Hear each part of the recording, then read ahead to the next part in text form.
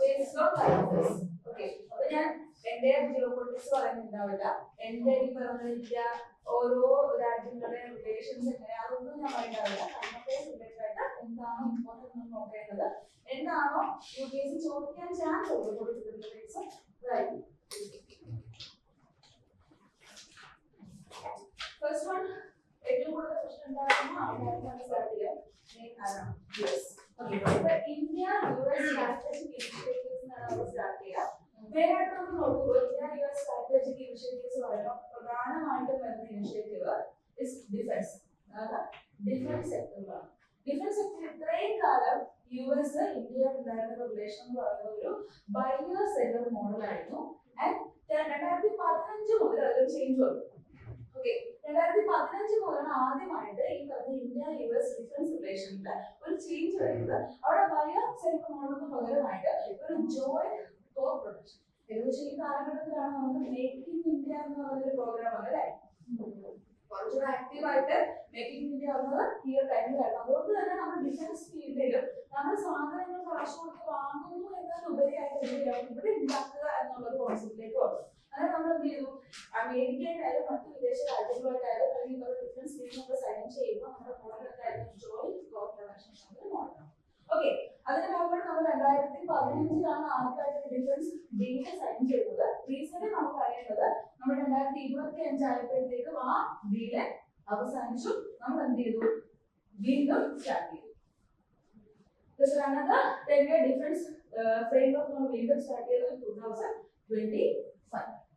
2025 വീണ്ടും സ്റ്റാർട്ട് ചെയ്തു up to 2035 വരെ. അപ്പോൾ നമ്മൾ എന്താ ചെയ്യുന്നത് വെച്ചാല് ലൈക് മുമ്പ് 2015 നമ്മൾ നേരത്തെ പറഞ്ഞു കോ പ്രൊഡക്ഷൻ ആയിരുന്നു. ആ സമയത്ത് പ്രധാനമായിട്ടും കൊണ്ടുവന്ന കാര്യങ്ങള് ജെറ്റ് എഞ്ചിന്റെ കോ പ്രൊഡക്ഷൻ ആയിരുന്നു. മെയിൻ ആയിട്ടും ജെറ്റ് എഞ്ചിൻ കോ പ്രൊഡക്ഷൻ ആയിരുന്നു. അതുപോലെ MRO ഹബ്സ് ആയിരുന്നു. MRO ഹബ് എന്ന് വെച്ചാൽ മെയിൻ്റനൻസ് റിപ്പയർ ഓവർഹോൾ പറഞ്ഞൊരു കോൺസെപ്റ്റ്. അപ്പൊ ഇത് രണ്ടുമായിരുന്നു 2015 നമ്മൾ കോ പ്രൊഡക്ഷന്റെ ഭാഗമായിട്ട് കൊണ്ടുവന്നത്. പ്രധാനമായിട്ടും വന്ന ജെറ്റ് എഞ്ചിൻ എന്ന് പറയുന്നത് GEF414. ഓക്കെ, GEF414 എന്ന് പറയുന്ന എഞ്ചിന്റെ പ്രൊഡക്ഷൻ ആയിരുന്നു പ്രധാനമായിട്ട് നമ്മൾ ആ സമയത്ത് സ്റ്റാർട്ട് ചെയ്തത്. ആരുമായിട്ട്, അമേരിക്കയായിട്ട് 80% നമുക്ക് ടെക്നോളജി ട്രാൻസ്ഫർ പറഞ്ഞിട്ടായിരുന്നു ആ ഒരു പ്രൊഡക്ഷൻ ആണ് സ്റ്റാർട്ട് ചെയ്തത്. 80% ടെക്നോളജി ട്രാൻസ്ഫർ ആയിരുന്നു യുഎസ് നമുക്ക് വാഗ്ദാനം ചെയ്തത്.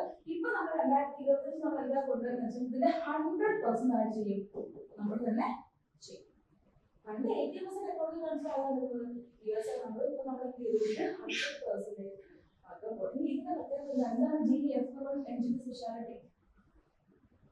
ഇന്ത്യൻ എയർഫോഴ്സിലേക്ക് ആയിരിക്കും ഒബ്വിയസ്ലി. ഇന്ത്യൻ എയർഫോഴ്സിലേക്ക് കൊണ്ടുവന്നിരിക്കുന്ന ഒരു ജെറ്റ് എഞ്ചിൻ ആണ്. ഏത് എയർക്രാഫ്റ്റ് ആണെന്ന് അറിയോ? ലൈറ്റ് കോമ്പാക്ട് എയർക്രാഫ്റ്റ്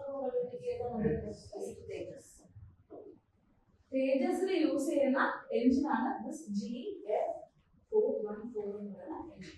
2015 വരെ 2025 വരെ നമുക്ക് എന്തായിരുന്നു സംഭവം? 15 മുതൽ 25 വരെ 80% ടെക്നോളജി ട്രാൻസ്ഫർ വഴി അമേരിക്കയായിരുന്നു നമുക്ക് ടെക്നോളജി സപ്പോർട്ട് തന്നതെങ്കിൽ ഈ വർഷം മുതൽ 2025 ലാസ്റ്റ് ഇയർ മുതൽ 2035 നമ്മൾ എന്താ ചെയ്യുന്നത്? 100% പ്രൊഡക്ഷൻ ആര് തന്നെ ചെയ്യുന്നത്?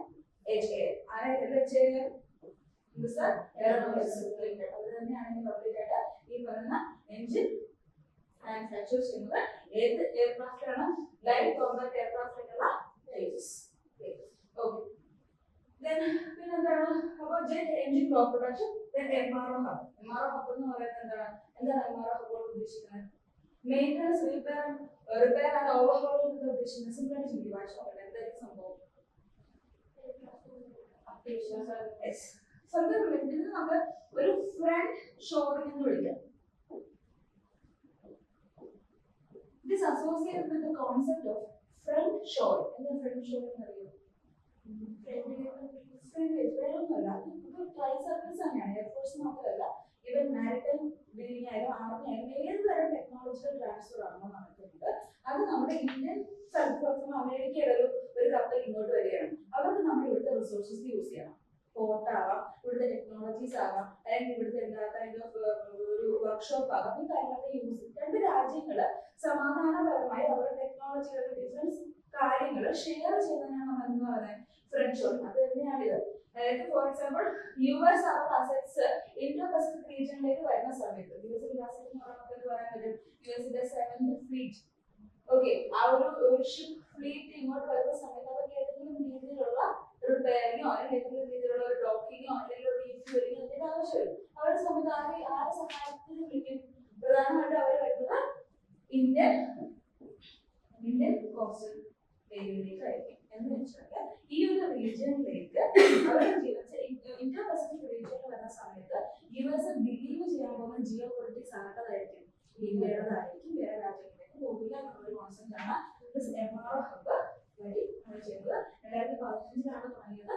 2035 വരെ നമ്മൾ എന്ത് ചെയ്തു? എക്സ്റ്റെൻഡ് ചെയ്യുന്നത് മനസ്സിലാക്കുക. പിന്നെ നമുക്ക് ഇതിനകത്ത് അറിയേണ്ട കാര്യം ഈ 10-year ഡിഫൻസ് ഫ്രെയിംവർക്കിൽ നമ്മൾ ജെറ്റ് എഞ്ചിന്റെ കാര്യം പറഞ്ഞു, അതുപോലെ MRO ഹബിന്റെ കാര്യം പറഞ്ഞു. ഇതുപോലെ വരുന്ന കാര്യമാണ്.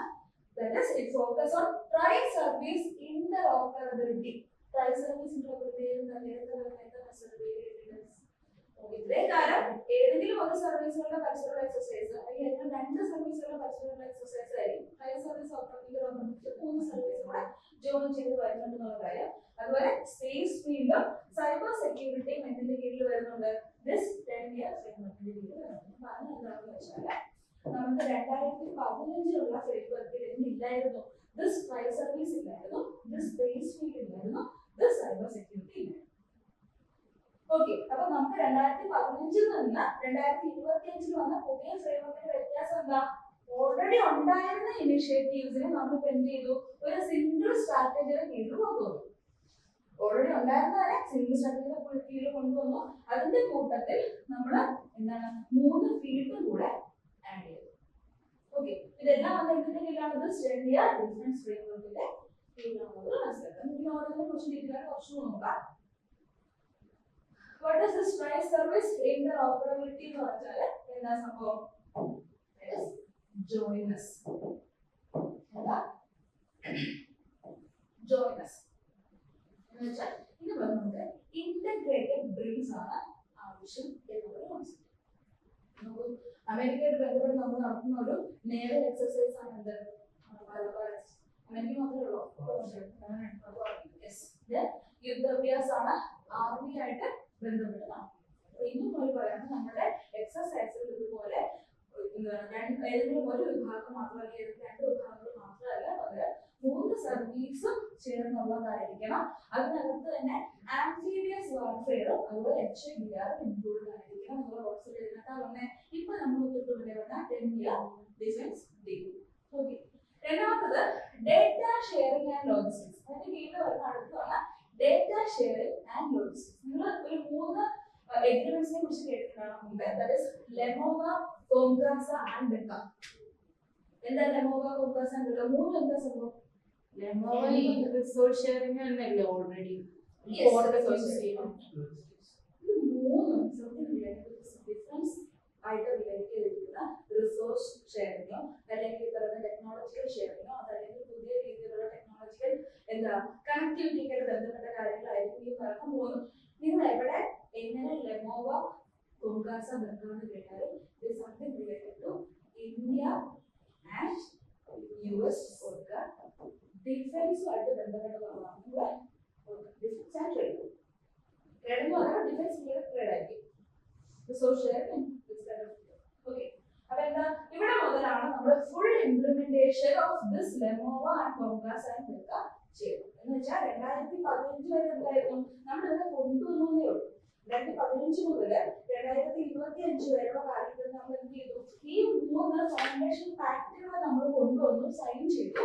2025 മുതൽ 35 വരെ നമ്മൾ എന്ത് ചെയ്യാണ്? ഇതിനെ ഫുൾ ഫോമിൽ ഇംപ്ലിമെന്റ് ചെയ്യാണ് ചെയ്യുന്നത്. ലെമോവയെ, കോംഗ്രാസയെ, ബെക്കയെ ഫുൾ ഫോമിൽ നമ്മൾ എന്ത് ചെയ്യാണ്? ഇന്ത്യയിൽ ഇൻക്ലൂഡ് ചെയ്യാൻ പോകും. ഓക്കെ, ഇപ്പൊ കൊടുത്തിട്ടില്ല. എന്താ ലെമോവ? ലെമോവയുടെ full form logistic exchange memorandum of agreement. 2016 നമുക്ക് എന്താ ചെയ്യുന്നത്? Allows both militaries use each other's base for refueling, supplies and repairs. നേരത്തെ പറഞ്ഞ MRO. കോംഗ്രാസ് എന്താ? സംബന്ധിച്ചു കമ്മ്യൂണിക്കേഷൻ ആണ്. Communication compatibility and security agreement ഏത് വർഷമാണ് 2018. ഇതെന്താ ചെയ്യുന്നത്? സെക്യൂർ ആയിട്ടുള്ള എൻക്രിപ്റ്റഡ് കമ്മ്യൂണിക്കേഷൻ ആയിരിക്കും ബിറ്റ്വീൻ ടു നേഷൻ, രണ്ട് രാജ്യങ്ങൾ തമ്മിലുള്ള എൻക്രിപ്റ്റഡ് ആയിട്ടുള്ള സെക്യൂർ ഉള്ള കമ്മ്യൂണിക്കേഷൻ കാര്യങ്ങൾ ഡീൽ ചെയ്യുന്നതാണ് ദിസ് കോക്കാസ എന്ന് പറയുന്നത്. ഡേറ്റ എന്താ? Basic exchange and corporation agreement ഏത് വർഷമാണ്? 2021. എന്താ സംഭവം? Real time sharing of geospatial intelligence including satellite and aeronautical data. കോക്കാസ എന്തായിരുന്നു? Communication. ഇതെന്തായിരുന്നു? geospatial data, satellite communication കാര്യങ്ങളൊക്കെയാണ് ഡേറ്റയിൽ പറയുന്നത്. ലെമോ എന്തായിരുന്നു? ലോജിസ്റ്റിക്സ് നെറ്റ്വർക്കിനെ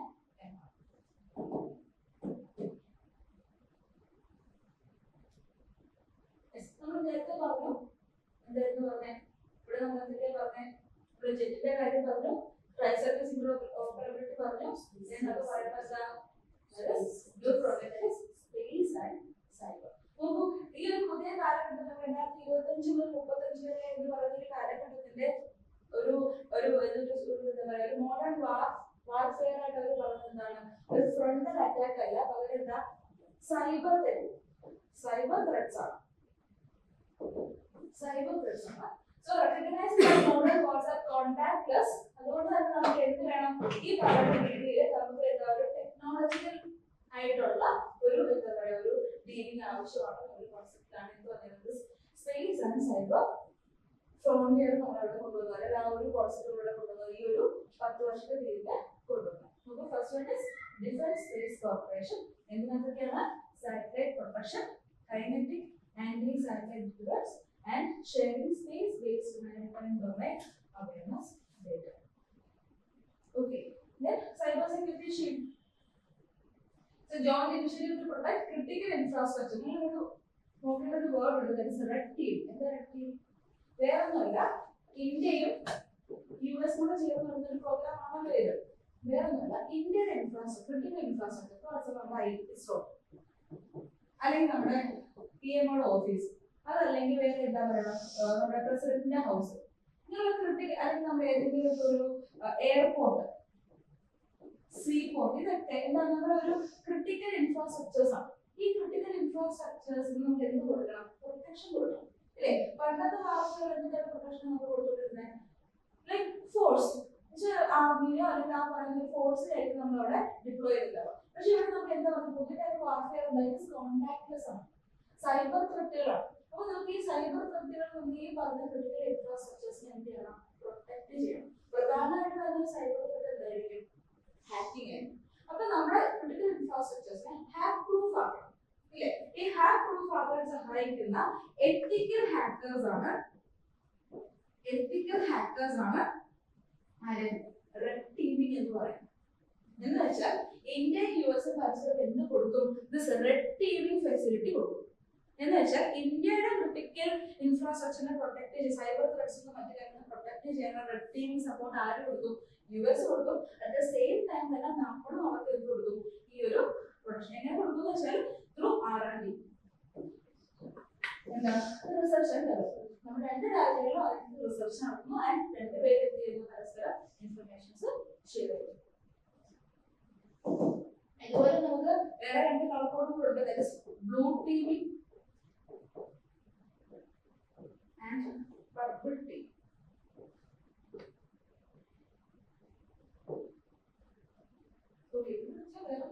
ഇതെന്ന് പറയുന്നത് ഒരു എത്തിക്കൽ ഹാക്കിംഗ് സാധനമാണ്.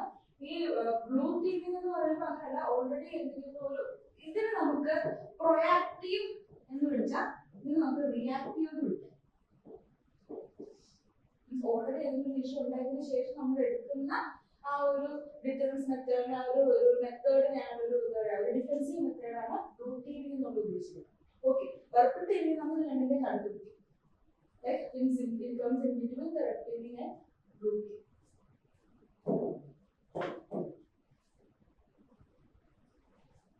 Okay. ഈ വർഷം വളരെ ഇമ്പോർട്ടന്റ് ആയിട്ട് നമ്മുടെ അറിഞ്ഞിരിക്കേണ്ട ഇന്ത്യ US റിലേഷനിലുള്ള രണ്ട് മൂന്ന് കാര്യങ്ങളുണ്ട്. First one is compact.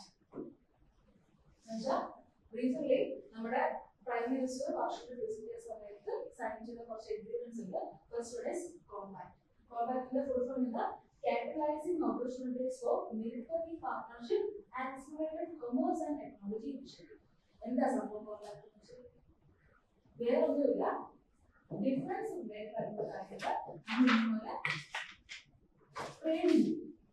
Trade ചെയ്യുക.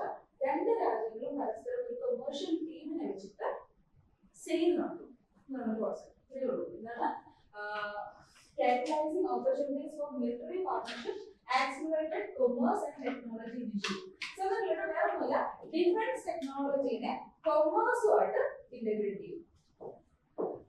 നമ്മൾ കൊടുക്കുന്ന ടെക്നോളജി നോളജ് അവർക്ക് കൊടുക്കും, അവർ നമ്മൾ തരും, പകരം പണം തരുന്നു എന്നുള്ള കോൺസെപ്റ്റ്. ഇതാണ് നമ്മുടെ എന്താണ് കോമ്പാക്ട് എന്ന് പറയുന്നത്.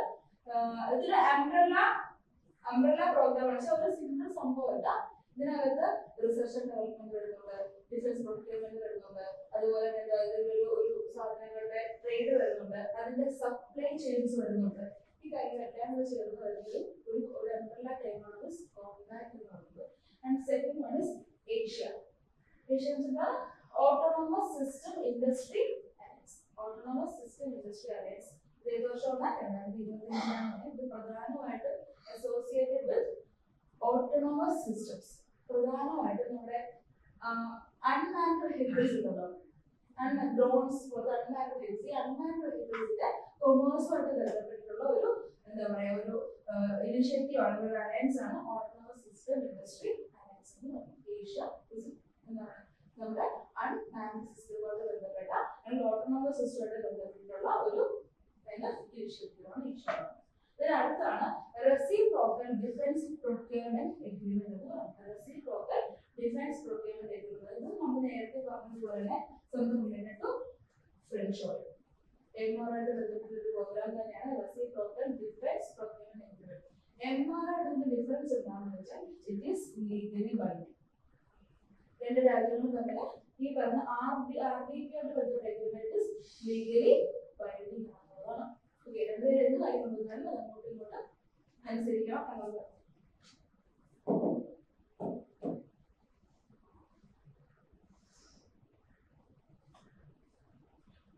അടുത്താണ് ഇൻഡോ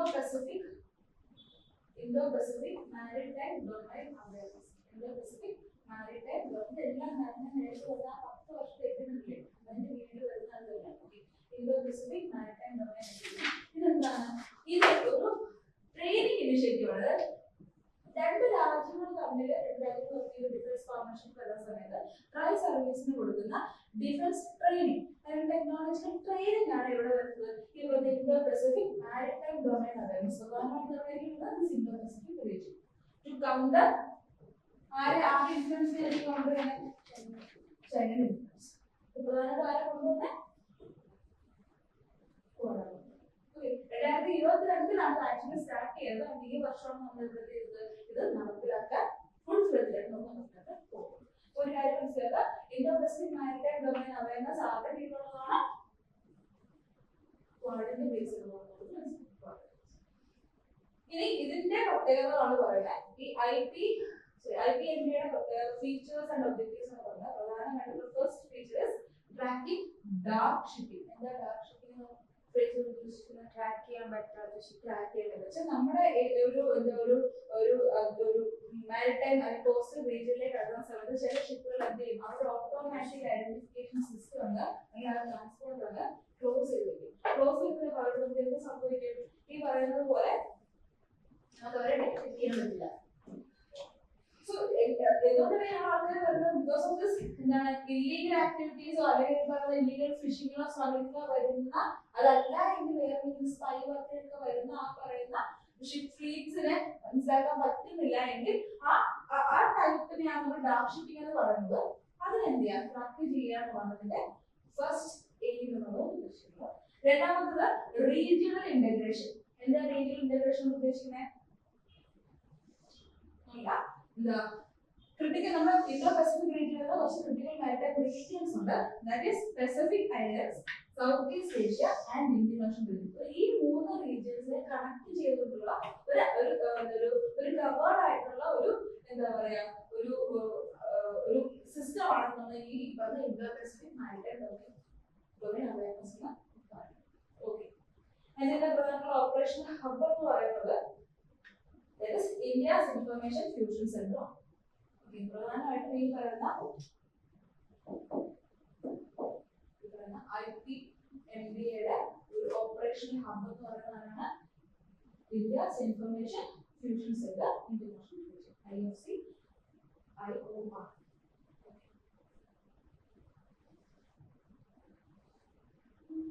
ഇതിന് പുറമെ ഉള്ള ഇന്ത്യ ഡിഫൻസിന്റെ സംതിങ് കംസ് IPMBയുടെ കീഴിൽ വരുന്നതാണ്.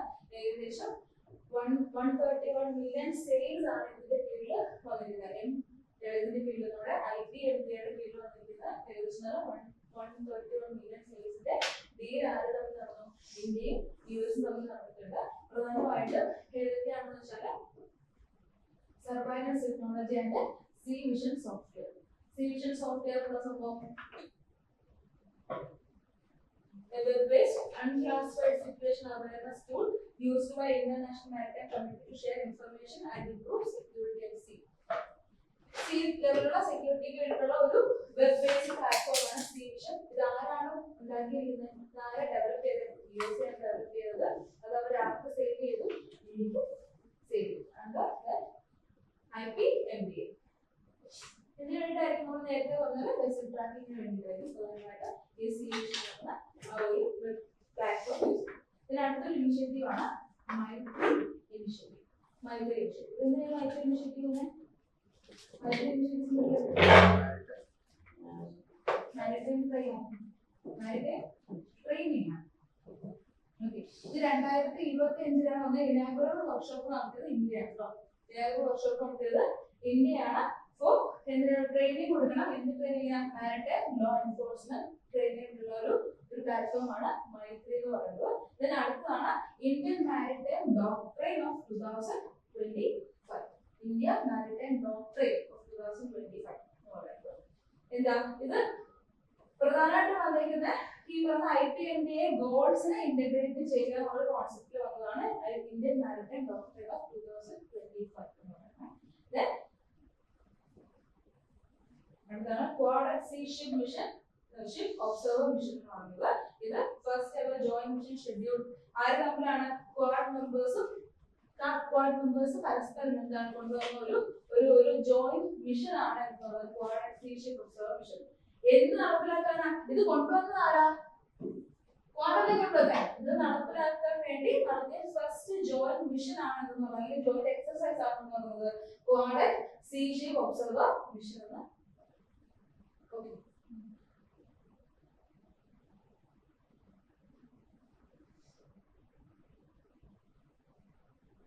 ഇത്രയും നമ്മൾ സംസാരിച്ചത് ഇന്ത്യയും യുഎസും തമ്മിലുള്ള ഡിഫൻസ് ഫീൽഡിലാണ്. ഇന്ന് നമ്മൾ സംസാരിക്കാൻ പോകുന്നത് technology and emerging technology, science and ടെക്നോളജിയുടെ ബന്ധപ്പെട്ട കാര്യമാണ്. First one is India US trust initiative. India US trust initiative. ട്രസ്റ്റിന്റെ ഫുൾ ഫോം എന്ന് പറയുന്നത് transforming the relationship utilising strategic technology എന്നാണ്. എന്താണ് transforming the relationship utilising strategic technology എന്ന് പറയുന്നത്? ഓക്കെ, ആക്ച്വലി ഇത് സ്റ്റാർട്ട് ഇതിനൊരു മുൻഗാമിയുണ്ട്. 2022 നമ്മുടെ മോദിജിയും അതുപോലെ തന്നെ ജോ ബൈഡനും ചേർന്ന് ICT അഗ്രിമെന്റ്. ICT അഗ്രിമെന്റ് ആണ് റീപ്ലേസ് ചെയ്ത് വന്ന ഒരു എഗ്രിമെന്റ് ആണ് ഇന്ത്യ ട്രസ്റ്റ് ഇനിഷ്യേറ്റീവ് എന്ന് പറയാം. വേറെ ഒന്നുമില്ല, ഈ ICT അഗ്രിമെന്റ് എന്ന് പറഞ്ഞാൽ initiative of critical and emerging technology.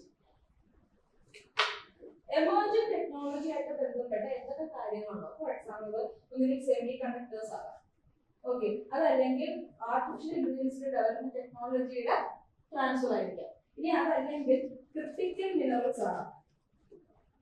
ഇതിന്റെ എല്ലാം ഒരു ഫ്രണ്ട്ലി ഷെയർ ആയിട്ട് ബന്ധപ്പെട്ട് വന്നൊരു കോൺസെപ്റ്റ് ആയിരുന്നു ICT എന്ന് പറയുന്നത്. എന്ന് വെച്ചാൽ എമർജിംഗ് ടെക്നോളജിക്ക് വേണ്ടിയിട്ട് രണ്ട് രാജ്യങ്ങൾക്കും എന്തൊക്കെ പരസ്പരം ഷെയർ ചെയ്യാൻ പറ്റുമോ അതൊക്കെ വളരെ ഫ്രണ്ട്ലി ആയിട്ട് വിത്തൗട്ട് എനി കൈൻഡ് ഓഫ് ഒരു പ്രശ്നങ്ങളൊന്നും ഇല്ലാതെ ഷെയർ ചെയ്യാൻ വേണ്ടി കൊണ്ടുവന്ന ഒരു ഇനിഷ്യേറ്റീവ് ആയിരുന്നു ICT 2022 എന്ന് പറയുന്നത്. ഇതിന്റെ അപ്ഗ്രേഡ് വെർഷൻ ആണ് എന്ന് പറയുന്നത് ദിസ് ട്രസ്റ്റ് ഇനിഷ്യേറ്റീവ് എന്ന് പറയുന്നത്. എന്താ?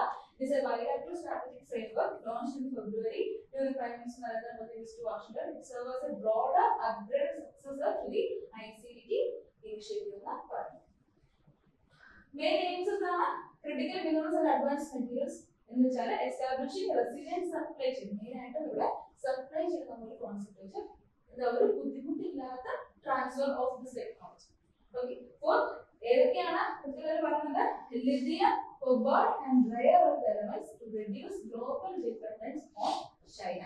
സാധാരണ നമുക്ക് ഈ പറയുന്ന ഈ റെയർ എലമെന്റ്സ് ഒരു ഡിപെൻഡൻസ് മോസ്റ്റ്ലി ആരുടെ സൊസൈറ്റിയാണ്? ചൈന സൊസൈറ്റിയാണ്. ഈ പറയുന്ന റെയർ എർത്ത് എലമെന്റ്സ് ഉള്ള lithium, cobalt and other rare earth elements ഉള്ള അവരുടെ ഡിപെൻഡൻസ് കുറച്ചിട്ട് സപ്ലൈ ചെയിൻസ് ഒന്ന് ഡെവലപ്പ് ആക്കാൻ വേണ്ടി കൊണ്ടുവന്നതാണ് ആര് പറയുന്നത്? ട്രസ്റ്റ് ഇനിഷ്യേറ്റീവ് എന്ന് പറയുന്നത്. രണ്ടാമത് എന്താ? ആർട്ടിഫിഷ്യൽ ഇന്റലിജൻസിന്റെ ഷെയർ. ആർട്ടിഫിഷ്യൽ ഇന്റലിജൻസിന്റെ ഡെവലപ്മെന്റ് വേണ്ടിയിട്ടുള്ള എല്ലാ ഇൻഫ്രാസ്ട്രക്ചർ ഷെയറിംഗിന് വേണ്ടിയുള്ളതാണ് ഇതിന്റെ അടുത്ത എയിം എന്ന് പറയുന്നത്. മൂന്നാമത്തെ എന്താ? ഫാർമസ്യൂട്ടിക്കൽസ്. ഈ ഫാർമസ്യൂട്ടിക്കൽ എവിടെ ഉണ്ടായിരുന്നില്ല? ICT ഉണ്ടായിരുന്നില്ല. ഇപ്പോഴാണ് എവിടെ വന്നത്? ഇത് വന്നത് ഈ പറഞ്ഞ ട്രസ്റ്റ് ഇഷ്യൂ എന്താണ് ഇനിഷ്യേറ്റീവിന്റെ ഭാഗമാണ് ഫാർമസ്യൂട്ടിക്കൽസ് കൊണ്ടുവന്നത്. എന്താ പറയുന്നത്? Strengthening the supply chain four active pharmaceutical ingredients, particularly those depends on critical minerals like magnesium and zinc. അടുത്തത് bilateral innovation, facilitating government, academic and private sector collaboration through Indus innovation. വേറൊന്നുമല്ല, രണ്ട് രാജ്യങ്ങളിലെയും public and private sectors ഒരുമിച്ച് വന്നിട്ട് ഇതുമായിട്ട് ബന്ധപ്പെട്ട research നടത്തുന്നു. Okay, അതിനുവേണ്ടി കൊണ്ടുവന്ന പ്ലാറ്റ്ഫോം ആണ് ദിസ് ഇൻഡസ് എക്സ് എന്ന് പറയുന്നത്. ഇത് ഇതിന്റെ ഭാഗമായിട്ടുണ്ടായിരുന്ന ICT ഉണ്ടായിരുന്ന ഈ ICT ഉണ്ടായിരുന്ന ഇതിനെ നമ്മൾ എന്ത് ചെയ്തു? ഈ പറഞ്ഞ ട്രസ്റ്റ് വന്ന സമയത്ത് റീറ്റെയിൻ ചെയ്തു. അത്രേ ഉള്ളൂ. എന്നാൽ Indus related to innovation, research and development. രണ്ട് രാജ്യങ്ങളിലെ പ്രൈവറ്റ് ആൻഡ് പബ്ലിക് മനസ്സിലാക്കി വയ്ക്കാം. പ്രൈവറ്റ് എൻറ്റിറ്റിയും എവിടെ വരുന്നുണ്ട്? ഇതിന്റെ റിസർച്ച് ആൻഡ് ഡെവലപ്മെന്റ് ഫീൽഡിൽ വരുന്നത് മനസ്സിലാക്കി.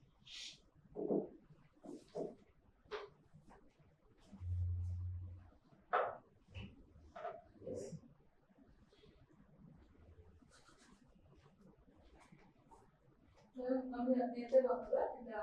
India US defence expression ecosystem Indus എന്ന് പറയുന്നതാണ് 2023 പണ്ട് നമ്മുടെ ICTയുടെ ഭാഗമായിട്ട് വന്നതായിരുന്നു defence innovation gap between two nation. രണ്ട് രാജ്യങ്ങൾ തമ്മിൽ ഡിഫൻസ് ഇന്നോവേഷനിൽ ഗ്യാപ്പ് കുറയ്ക്കുന്നതിന് വേണ്ടി കൊണ്ടുവന്നായിരുന്നു ഇൻഡസ് എക്സ് എന്ന് പറയുന്നത്. ഇതിന്റെ എന്ത് ചെയ്തു? നമ്മുടെ റിട്ടേൺ ചെയ്തു. നമ്മുടെ ട്രസ്റ്റ് ഇനിഷ്യേറ്റീവിന്റെ ഭാഗമായിട്ട് ഇത് റിട്ടേൺ ചെയ്തു എന്നുള്ളതാണ്. ഓക്കെ, ഇനി ഇതോട് ബന്ധപ്പെട്ട വേറെ ഒന്നാണ് നമ്മുടെ ഇന്ത്യയും US കൊണ്ടുവന്ന വേറൊരു ടെക്നോളജിയായിട്ട് ബന്ധപ്പെട്ട എമർജിംഗ് ടെക്നോളജിയായിട്ട് ബന്ധപ്പെട്ട അടുത്ത ഇനിഷ്യേറ്റീവ് ആണ് സ്ട്രാറ്റജിക് മിനറൽ റിക്കവറി ഇനിഷ്യേറ്റീവ്. എന്താ? Strategic mineral recovery initiative. ഇത് ഇതിന്റെ ഭാഗമായിട്ട് വന്നാണ് ഇന്ത്യ US ട്രസ്റ്റ് ഇനിഷ്യേറ്റീവിന്റെ ഒരു പാർട്ട് തന്നെയാണ്. സംഭവം വേറൊന്നുമല്ല, നമ്മുടെ ക്രിട്ടിക്കൽ മിനറൽസ് ഒക്കെ കുറച്ച് ആൾക്കാരുണ്ടല്ലോ, like lithium, cobalt and other rare earth elements, ഇവയെല്ലാം ഓൾറെഡി ഏതെങ്കിലും ഇൻഡസ്ട്രിയുടെ ഭാഗമായിട്ട് നമുക്ക് വരുന്ന ബൈ പ്രോഡക്ട്സ് ഒന്ന് റീസൈക്കിൾ ചെയ്യും. പക്ഷെ ഓൾറെഡി ഉള്ളതല്ല, നമ്മൾ എന്ത് ചെയ്യണം? അത് റീസൈക്കിൾ ചെയ്തെടുക്കുക. ഏതെങ്കിലും ഒരു ഇൻഡസ്ട്രിയുടെ ഭാഗം, അലുമിനിയം ഇൻഡസ്ട്രി, അയൺ ഇൻഡസ്ട്രി, ഇങ്ങനെ ഏതെങ്കിലും ഒരു ഇൻഡസ്ട്രിയുടെ ഭാഗമായിട്ട് വരുന്ന വേസ്റ്റ് പ്രൊഡക്ട്സിൽ നിന്ന് അല്ലെങ്കിൽ ബൈ പ്രൊഡക്ട്സ് നമ്മൾ എന്ത് ചെയ്യണം? അതിനെ റീസൈക്കിൾ ചെയ്തെടുക്കുന്ന പ്രോജക്റ്റാണ് സ്ട്രാറ്റജിക് മിനറൽ റിക്കവറി ഇനിഷ്യേറ്റീവ് എന്ന് പറയുന്നത്. നമുക്ക് from the heavy industries like aluminium, coal, mining and oil and gas. Okay, this program focuses on recovering these minerals from industry waste, aluminum, coal. Okay, Anna?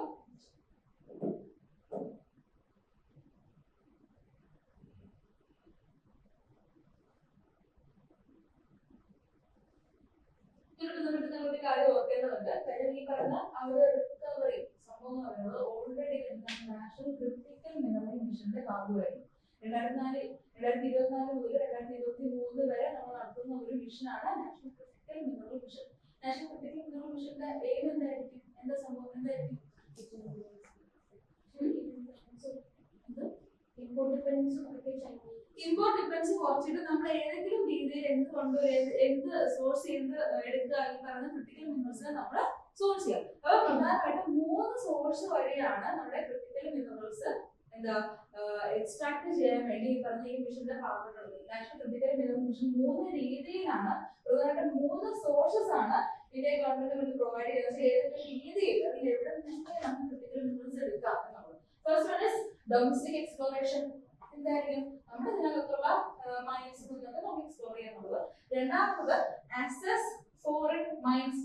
അതിനുവേണ്ടി കൊണ്ടുവന്ന organisation public സെക്യൂരിറ്റിയാണ് Kapil എന്ന് പറയുന്നത്. Then മൂന്നാമത്തത് recycling and recovery. ഇതുമായിട്ട് ബന്ധപ്പെട്ടാണ് നമ്മൾ നേരത്തെ പറഞ്ഞ ആ ഒരു സംഭവം കൊണ്ടുവന്നത്. എന്തായിരുന്നു അത്? This one. Strategic Mineral Recovery Initiative. ഇതിന്റെ ഭാഗമായിട്ടാണ് കൊണ്ടുവന്നത്. ഇതിന്റെ ഭാഗമായിട്ടാണ് കൊണ്ടുവന്നത് this National Critical Mineral Initiative.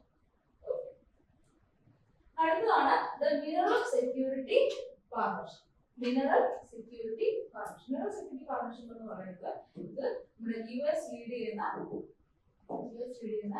ഒരു 14 മെമ്പറുള്ള ഇന്റർനാഷണൽ കൊളാബറേഷൻ ആണ്.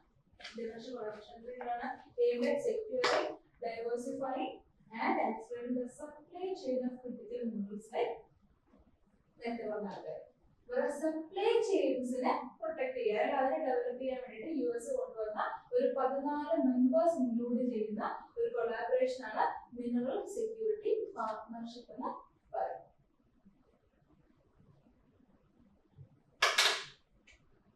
എന്താ ഒബ്ജക്റ്റീവ്?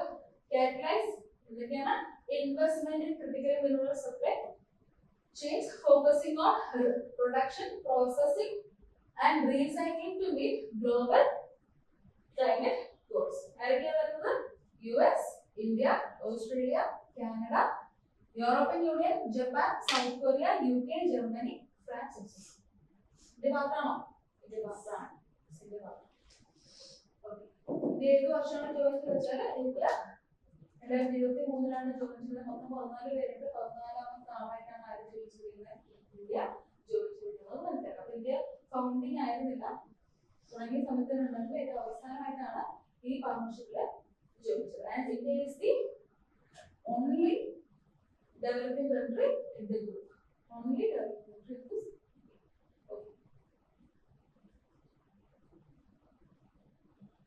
ദിസ്. നമുക്ക് ഏകദേശം നമ്മൾ ഇമ്പോർട്ട് ഡിപെൻഡൻസ് ആയിരുന്നു അതിന്റെയൊക്കെ ആ ഒരു ഡിപെൻഡൻസി കുറയ്ക്കുക എന്നുള്ള ഉദ്ദേശത്തോടെയാണ് നമ്മൾ എന്ത് പാർട്ണർഷിപ്പിൽ പോയത്? ഈ ഒരു US പാർട്ണർഷിപ്പിലേക്ക് നമ്മൾ അസോസിയേഷനെ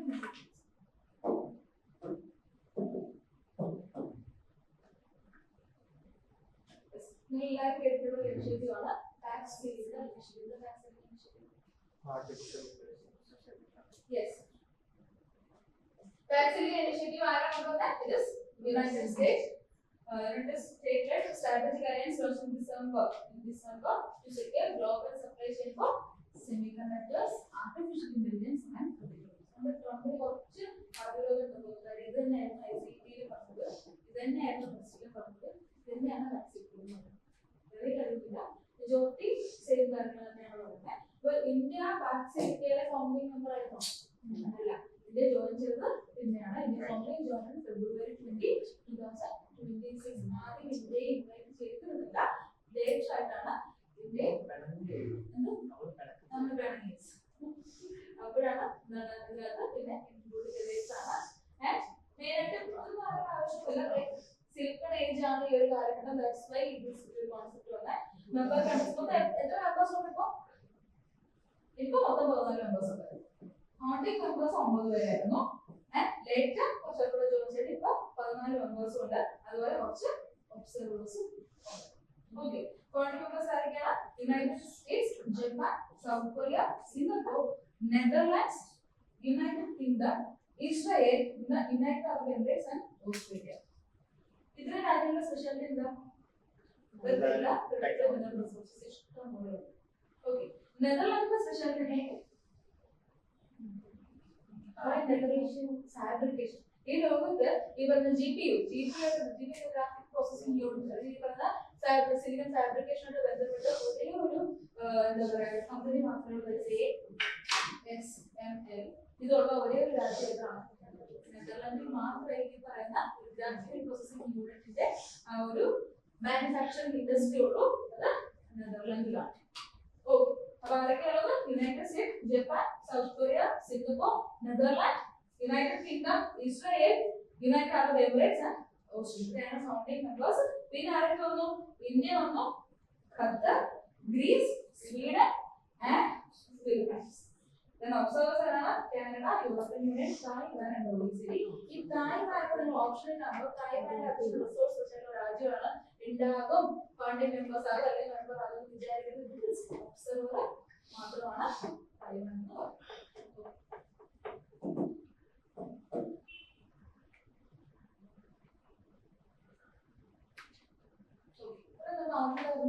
US ആയിട്ടുള്ള ഡിഫറൻസ് ആയിട്ട് പറഞ്ഞു, ഇത് നമ്മുടെ ടെക്നോളജി പറഞ്ഞു, ഇത് നമ്മൾ പറയുന്നത് പ്രധാനമായിട്ടും ഈ 2025-26 കാലഘട്ടം നമുക്ക് ഇന്ത്യ US റിലേഷനിലെ പറയുന്നതിന്റെ പേര് ഗ്രേറ്റ് റീസെറ്റ് എന്നാണ്. നിങ്ങൾ കേട്ടിട്ടുണ്ടാവും. നമ്മൾ ഈ ഇറാന്റെ യുദ്ധം തുടങ്ങിയതിനു ശേഷം കുറെ നമുക്കിങ്ങനെ ക്രിറ്റിസിസം നടന്നിട്ടുണ്ട്. അതിനെക്കുറിച്ച് എക്സ്പ്ലെയിൻ ചെയ്ത് നമുക്ക് പറഞ്ഞ കാര്യമാണ് US ഇന്ത്യയുടെ പറഞ്ഞു റഷ്യയുടെ കയ്യിൽ വാങ്ങിച്ചോളൂ എന്നൊരു കോൺസെപ്റ്റ്. ഓക്കെ, ഇതാണ് ഇവിടെ പറയുന്നത് ഗ്രേറ്റ് റീസൺ. വേറെ ഒന്നുമല്ല, ഈ ഒരു കാലഘട്ടം 2026-2025 കാലഘട്ടത്തിൽ ഇന്ത്യക്ക് നേരെ US നല്ല രീതിയിൽ താരിഫ് കൊടുത്തിട്ടുണ്ടായിരുന്നു. ഏകദേശം ഒരു 50% താരിഫ് ആര് ഇൻക്ലൂഡ് വെച്ചിട്ടുണ്ടായിരുന്നു? ഇന്ത്യയിൽ നേരെ US വെച്ചിട്ടുണ്ടായിരുന്നു. പ്യൂരിറ്റി സർചാർജസ് എന്ന് പറയും. എന്ന് വെച്ചാൽ ഓൾറെഡി നമുക്ക് നേരെ 25% എന്താണ് ഒരു താരിഫ് വെച്ചു. പിന്നെ നമ്മൾ റഷ്യയുടെ കയ്യിൽ ഓയിൽ വാങ്ങിച്ചാൽ അതിനൊരു ശിക്ഷാ നടപടികളും വീണ്ടും 25% എന്താണ് ഒരു താരിഫ് ബർഡൻ ആപ്പ് നേരെ കൊണ്ടുവന്നു. ഇന്ത്യയിൽ നിന്നുള്ള എക്സ്പോർട്സിലേക്ക് കൊണ്ടുവന്നു. ആര് കൊണ്ടുവന്നു? US കൊണ്ടുവന്നു. അതിന്റെ കാരണമായിട്ട് നമുക്ക് എന്ത് സംഭവിച്ചു? നമ്മളുടെ ലേബർ ഇന്റൻസീവ് സെക്ടേഴ്സ് ആയിട്ടുള്ള ടെക്സ്റ്റൈൽസ്, ലെതർ, ജെംസ്, ജ്വല്ലറി ഒക്കെ നമ്മുടെ കോമ്പറ്റീഷനുള്ള മറ്റു രാജ്യങ്ങളിൽ നിന്ന് നമ്മൾ ഒരുപാട് ലോവർ ആയി. അവരുടെ അത്രയും നമുക്ക് എന്ത് ചെയ്യാൻ പറ്റില്ല, സാധനങ്ങളിൽ ഒരു പ്രോഫിറ്റ് ഉണ്ടാക്കാൻ പറ്റില്ല. Because of this kind of ഒരു പ്യൂരിറ്റി ആയിട്ടുള്ള സർചാർജസ് ആണ്. എന്താ സംഭവിച്ചാല് ഈ ഗ്രേറ്റ് റീസെറ്റില് ഈ പറയുന്ന ക്രൈസിസ് ആര് അവോയ്ഡ് ചെയ്തു? ആര് കുറച്ചു? US കുറച്ചു. അതായത് 50% എന്നുള്ള ആ ഒരു താരിഫ് റെഡ്യൂസ് ടു 18%.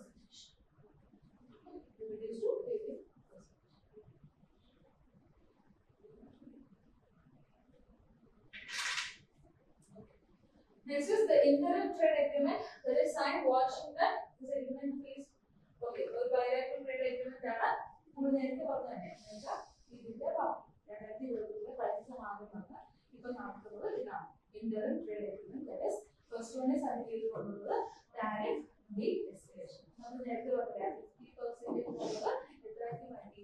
80% ചുരുക്കി. അതുപോലെ ചില സെക്ടേഴ്സിനെ സീറോ താരിഫിലേക്ക് കൊണ്ടുവന്നു. എല്ലാ സെക്ടേഴ്സും അല്ല, ചില സെക്ടേഴ്സിനെ സീറോ താരിഫിലേക്ക് കൊണ്ടുവന്നു. പ്രധാനമായിട്ടും ഏതാണ്? Generic pharmaceuticals, smart phones, aircraft parts ഇതൊക്കെ എന്തിന്റെ ഭാഗമായിട്ട് കൊണ്ടുവന്നു? സീറോ താരിഫ് റെജിമിലേക്ക്. ഇനി അടുത്താണ് reciprocal market access. Reciprocal market access എന്ന് വെച്ചാൽ അഗ്രികൾച്ചർ ഫീൽഡ്, അത് ഇന്ത്യ എന്ത് ചെയ്തു? റെഡ്യൂസ് ചെയ്തു. ഇന്ത്യ എന്ത് ചെയ്തു? റെഡ്യൂസ് ചെയ്ത ഡ്യൂട്ടീസ് ഓൺ US എക്സ്പോർട്ട്. ചില US exports India tariff reduce ചെയ്തു. പ്രധാനമായിട്ടും tree nuts, there is almond, walnut, apple, soya bean oil and this spices. ഇതിന് എല്ലാ ആര് താരിഫ് റെഡ്യൂസ് ചെയ്തു? ഇന്ത്യ താരിഫ് റെഡ്യൂസ് ചെയ്തു. ഓക്കെ,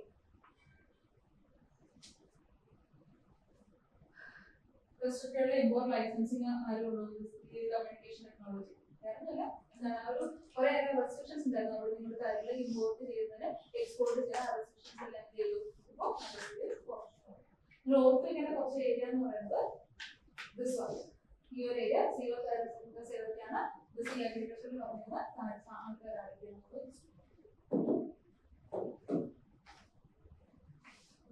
പിന്നെ യുഎസുമായിട്ട് ബന്ധപ്പെട്ട് നമ്മുടെ ന്യൂസിൽ ഏറ്റവും ഉണ്ടാകുന്ന സംഭവമാണ് ദാറ്റ് ഈസ് മൈഗ്രേഷൻ. ഇതിൽ ഏറ്റവും കൂടുതൽ മൈഗ്രേഷൻ ലോകത്തിലെ യുഎസിലേക്ക് ഏറ്റവും കൂടുതൽ മൈഗ്രേഷൻ നടക്കുന്ന രാജ്യക്കാരിൽ ഒരാളാണ് ഇന്ത്യക്കാരുടെ. ഏറ്റവും കൂടുതൽ മൈഗ്രേഷൻ പോകുന്നത് ഇങ്ങോട്ടേക്കാണ്, യുഎസിലേക്കാണ് പോകുന്നത്. അപ്പൊ നമ്മൾ പ്രധാനമായിട്ട് അറിഞ്ഞിരിക്കുന്ന കുറച്ച് ഫാക്ട്സ് ഉണ്ട്. നമ്മുടെ റെമിറ്റൻസിന്റെ ട്രെൻഡ്. ഇന്ത്യയിലേക്ക് ഏറ്റവും കൂടുതൽ റെമിറ്റൻസ് വരുന്നത് ഏത് രാജ്യത്തിനാണ്? ഏറ്റവും കൂടുതൽ റെമിറ്റൻസ് വരുന്നത് US ആണ്. ഏറ്റവും കൂടുതൽ റെമിറ്റൻസ് വരുന്നത് USA നിന്നാണ്. ദാറ്റ് ഈസ് 27% റെമിറ്റൻസ് വരുന്നത് US. രണ്ടാമത് എവിടെ വരുന്നത്? UAE ആണ്. മൂന്നാമത് എവിടെ വരുന്നത്? UK. നാലാമത് ഇതാണ് നമ്മുടെ റെമിറ്റൻസ് വരുന്നതിൽ ഓർഡർ. ഇന്ത്യയിൽ ഏറ്റവും കൂടുതൽ റെമിറ്റൻസ് വരുന്ന സംസ്ഥാനങ്ങൾ ഏതൊക്കെയാണ്? ഫസ്റ്റ് കേരളം,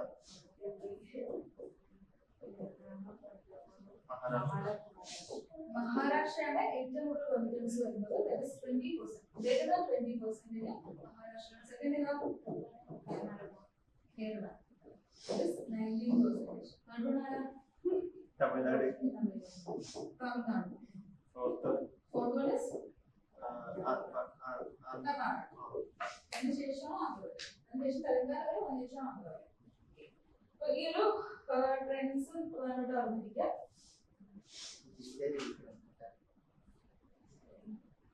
ഇനി നമ്മുടെ ഈ ഒരു ട്രെൻഡ്സ് നോക്കുകയാണെങ്കിൽ 2018 മുതൽ 2024 വരെ ഒരു കണക്കെടുത്താൽ നമുക്ക് ഈ പറയുന്ന അമേരിക്കയിലേക്ക് US-ലേക്കുള്ള മൈഗ്രേഷൻ കൂടിയ കുറഞ്ഞു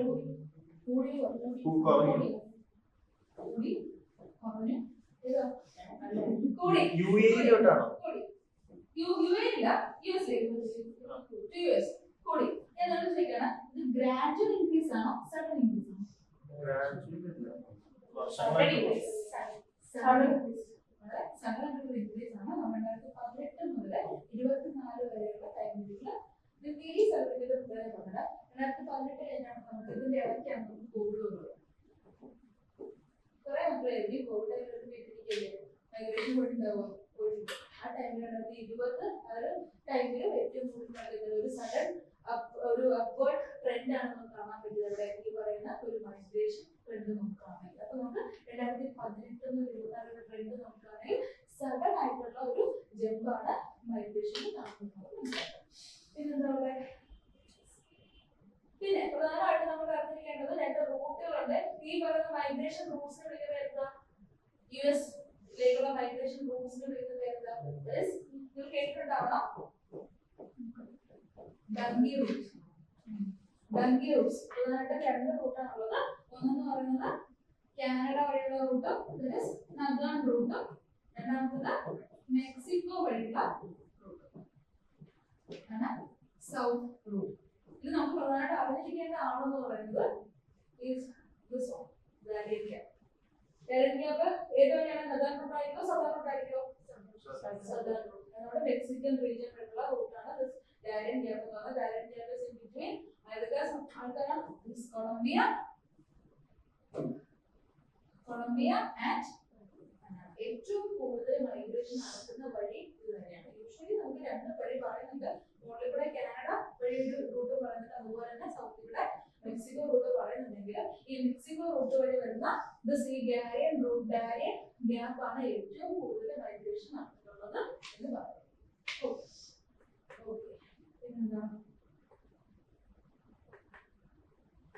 ഇതിൽ ഏത് സംസ്ഥാനത്താണ് ഏറ്റവും കൂടുതൽ ഇല്ലീഗൽ മൈഗ്രൻസ് പോയിട്ടുള്ളത് അറിയാമോ? ഏറ്റവും കൂടുതൽ മൈഗ്രേഷൻ നടക്കുന്നത് Punjab.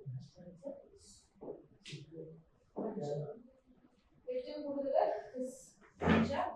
Second one is Gujarat. Third Haryana. ഈ 3 സംസ്ഥാനങ്ങളിലാണ് ഏറ്റവും കൂടുതൽ മൈഗ്രേഷൻ നടക്കുന്നത്. ഇല്ലീഗൽ മൈഗ്രേഷൻ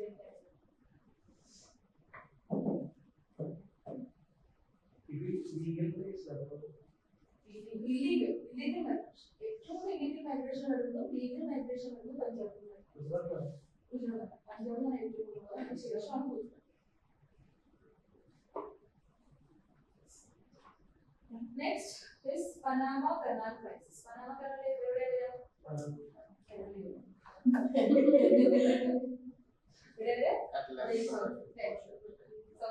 സെൻട്രൽ അമേരിക്കയുടെ ഏറ്റവും താഴെ വരുന്ന ഒരാളാണ് പനാമ കനാൽ ക്രൈസിസ്. എന്തായിരുന്നു? നമുക്ക് 2 രീതിയിലുള്ള ക്രൈസിസ് ആണ്. പ്രധാനമായിട്ട് നമുക്ക് ഈ ന്യൂസോട് അറിയേണ്ട 2 കാര്യങ്ങളാണ്. ഒന്നെന്ന് പറഞ്ഞാൽ ഒരു ലേക്കിന്റെ പേര് നമ്മളോട് പഠിക്കും. അതിന്റെ കൂട്ടത്തിൽ പനാമ കനാലിനെ കുറിച്ച് നമ്മൾ പറയും. അതിന്റെ കൂട്ടത്തിൽ പിന്നെ അതായത് Panama recent exit from the belt road initiative. Belt road initiative China. അപ്പൊ റീസെന്റ് 2 ന്യൂസ് ആണ് പനാമ കനാലിലുള്ളത്. ആസ് ഓഫ് 2026 പനാമ കനാലിനകത്ത് രണ്ട് ക്രൈസിസ് ആണുള്ളത്. ഫസ്റ്റ് ക്രൈസിസ് എന്ന് പറയുന്നതായിരിക്കും ക്ലൈമറ്റ് റിലേറ്റഡ് ഡ്രൗട്ട്. ഈ പനാമ കനാലില് അറിയാലോ ലോക്ക് സിസ്റ്റം വെച്ചിട്ടാണ് ഒരു വെള്ളം ഉയർത്തിയും താഴ്ത്തിയൊക്കെ ചെയ്തിട്ടാണ് നമുക്ക് ഈ പറഞ്ഞ സൂയസ് കനാലിനെ പോലെ തന്നെ കഴിഞ്ഞ ഒരു water adequate level of water level വേണം എന്നാൽ മാത്രമേ അവിടെ എന്ത് നടക്കുള്ളൂ, ഈ പറഞ്ഞ ട്രാൻസ്പോർട്ടേഷൻ നടക്കുള്ളൂ. ആ വാട്ടർ ലെവൽ പോകുന്നത് അല്ലെങ്കിൽ ആ വാട്ടർ ലെവൽ മെയിൻറ്റെയിൻ ചെയ്യുന്നത് ലേക്ക്, ഈ ലേക്ക് ഗത്തൂം. ഈ ഗത്തൂം എന്ന് പറയുന്ന ലേക്കിലാണ് പനാമയുടെ തൊട്ടടുത്ത് തന്നെയാണ് ഈ ഭാഗത്ത് തന്നെ വരും ഈ ഗത്തൂം ലേക്ക്. ഈ ഗത്തൂം ലേക്കിലെ വാട്ടർ ലെവലിനെ ലേക്കിലെ വാട്ടർ ലെവലിനെ അനുസരിച്ചിരിക്കും ഈ പറഞ്ഞ പനാമ കനാലിന്റെ എന്ത് ആ ഒരു ട്രാൻസ്പോർട്ടേഷൻ. ഇപ്പൊ ഇവിടെ റീസെന്റ് ഈ പറഞ്ഞ ഡ്രൗട്ട് കൂടി അവിടെ റെയിൻഫോൾ കുറഞ്ഞു. റെയിൻഫോൾ കുറഞ്ഞ കാരണം ലേക്ക് ഗത്തൂം എന്താണ് വരളാൻ തുടങ്ങിയാൽ പലരുടെ എന്ത് സംഭവിച്ചു, ഡെയിലി ട്രാൻസിറ്റ് 34 to 37 വെസൽസ് ആയിട്ട് കുറച്ചു. സാധാരണ 40-ലധികം വെസൽസ് ട്രാവൽ ചെയ്യുമ്പോൾ ഏകദേശം 34 മുതൽ 37 വെസൽസ് മാത്രമേ വിടാൻ പറ്റുന്നുള്ളൂ. ബിക്കോസ് ഓഫ് ദിസ് ലേക്ക് ഗ്ലോബി ലേക്കിന്റെ പേരേക്ക് പുറത്ത് ടു പനാമ.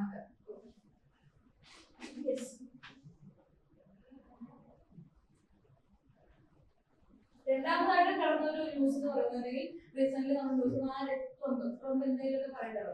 ട്രംപ് പറഞ്ഞ കാര്യമാണ് വെച്ചാൽ ട്രംപ് റീസെന്റ് 1977-ലെ ടൊറന്റോസ് കാർട്ടർ ട്രീറ്റിനെ അദ്ദേഹം എന്ത് ചെയ്തു, പുച്ഛിച്ചു. അതിന് തന്നെ വിമർശിച്ചു. വേറൊന്നുമല്ല, 1977-ല് നമ്മുടെ കഥ ഞങ്ങൾ കൊടുക്കുന്നത് സമയം വേണ്ടി മാത്രം വായിക്കാം, വേറൊന്നുമില്ല.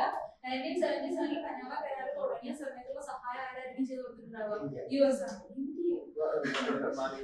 US ആണ് ചെയ്തിട്ടുണ്ടാവുക. ചെയ്തു കൊടുക്കുന്ന സമയത്ത് ഉണ്ടായിരുന്ന ആരായിരുന്നു? കാർട്ടർ. ഈ കാർട്ടർ അദ്ദേഹമായിരുന്നു നമ്മുടെ ആ സമയത്തുള്ള US പ്രസിഡന്റ്. അദ്ദേഹം എന്ത് ചെയ്തു, കുറെ സഹായങ്ങൾ ചെയ്തു കൊടുത്ത് അദ്ദേഹം ഒരു ട്രീറ്റി ഒപ്പിട്ടു. 1977 മുതൽ 1999 വരെ എന്തുണ്ടാവും, ഈ ട്രീറ്റിക്ക് വാലിഡിറ്റി ഉണ്ടാവും. നമുക്ക് ആദ്യത്തെ കുറച്ച് നാൾ ഏകദേശം 5-6 വർഷത്തോളം US ഈ ഒരു പനാമ കനാൽ ഒരു കംപ്ലീറ്റ് കൺട്രോൾ നടക്കും. സ്ട്രാറ്റജിക് ആയിക്കോട്ടെ, മിലിറ്ററി പരമായിട്ടായിക്കോട്ടെ, ട്രേഡ് പരമായിട്ടായിക്കോട്ടെ ഒരു കൺട്രോൾ നടക്കും. ആൻഡ് ആഫ്റ്റർ 1999 എന്ത് ചെയ്യില്ല, അവിടെ US-ന്റെ ഇൻഫ്ലുവൻസ് ഉണ്ടാവില്ല. ഒരു കംപ്ലീറ്റ് ഒരു സോവറിറ്റി ആർക്ക് കൊടുക്കും, നമ്മുടെ പനാമയ്ക്ക് കൊടുക്കും എന്ന് പറഞ്ഞ ട്രീറ്റി ആയിരുന്നു 1977 ടൊറന്റോസ് കാർട്ടർ ട്രീറ്റി എന്ന് പറയുന്നത്. ട്രംപിന് ഇഷ്ടപ്പെടുവോ? ഇല്ല. പുള്ളി നമുക്ക് 2020 നോക്കിയപ്പോ എന്താ പറ്റിയേ, പനാമ കനാലില് പുള്ളിക്ക് ഇൻഫ്ലുവൻസ് ചെയ്യാൻ പറ്റുന്നില്ല.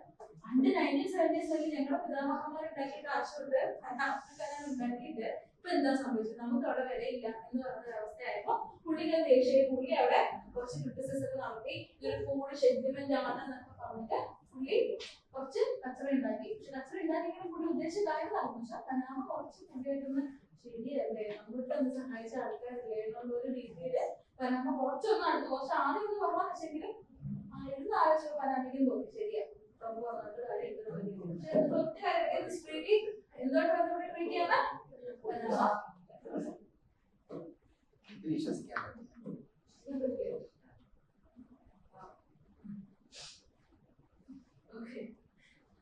നേരത്തെ പറഞ്ഞത് ഡ്രൗട്ട് സിറ്റുവേഷൻ കാരണം അത് വരണ്ട് പറ്റി പോവുകയാണ്. അപ്പൊ അങ്ങനെ എന്ത് ചെയ്യണം, നമുക്ക് വാട്ടർ ഷോർട്ടേജ് ചെയ്യണമെങ്കിൽ പനാമ ഡു സംതിങ് എന്തെങ്കിലും കാര്യങ്ങൾ ചെയ്യണം. അത് ചെയ്തതാണ് റിയോ റിസർവോയർ. ചെറിയൊരു സ്ട്രീമാണ്, വലിയ ഒരു റിസർവ് എന്ന് പറയാൻ പറ്റില്ല. ബട്ട് ഈ പറഞ്ഞ ഗുദം ലേക്കോട്ട് അസോസിയേറ്റ് റിവറാണ് റിയോ റിസർവോയർ എന്നാണ്. വേറൊന്നുമല്ല, ആ ഒരു എന്താ റിവറിനകത്ത് ഒരു ഡാം കൺസ്ട്രക്ട് ചെയ്തു. ഡാം കൺസ്ട്രക്ട് ചെയ്ത് വാട്ടർ ലെവലെ കൺട്രോൾ ചെയ്യുന്ന ഒരു പ്രോജക്ട്. നമ്മൾ നേരത്തെ പറഞ്ഞ പനാമ 200 കിലോമീറ്റർ എന്താ റീസൺ, ഈ പ്രോജക്റ്റിനകത്ത് ആരെ ഇൻവെസ്റ്റ്മെന്റ് നടത്തി? ഇതിനൊക്കെ പറയുമ്പോൾ നമ്മൾ പൈസ കൊടുക്കും. അങ്ങനെ കൂട്ടും അതെ, സൈനികമൊക്കെ പോയിട്ടുണ്ടോ? എന്താ അപ്പൊ വന്ന റിസർവർ ആണ് റിയോ ഇന്ത്യ എന്താണ് ഒരു 1.6 billion initiative ആണ് by Panama Canal Authority designed to ensure a long-term sustainability of Panama Canal, like kind of climate driven project. The project involved constructing a dam on the Rio Indio in 9-kilometer transfer tunnel to the lake Gudu. Dam of the transfer. Okay. Yes. Complete ആയിട്ടില്ല. നമ്മൾ 2027 start ചെയ്യുന്നതേ ഉള്ളൂ സംഭവം. 2031-32 ടൈമിൽ ആയിരിക്കും ഇത് ഈ ഒരു project.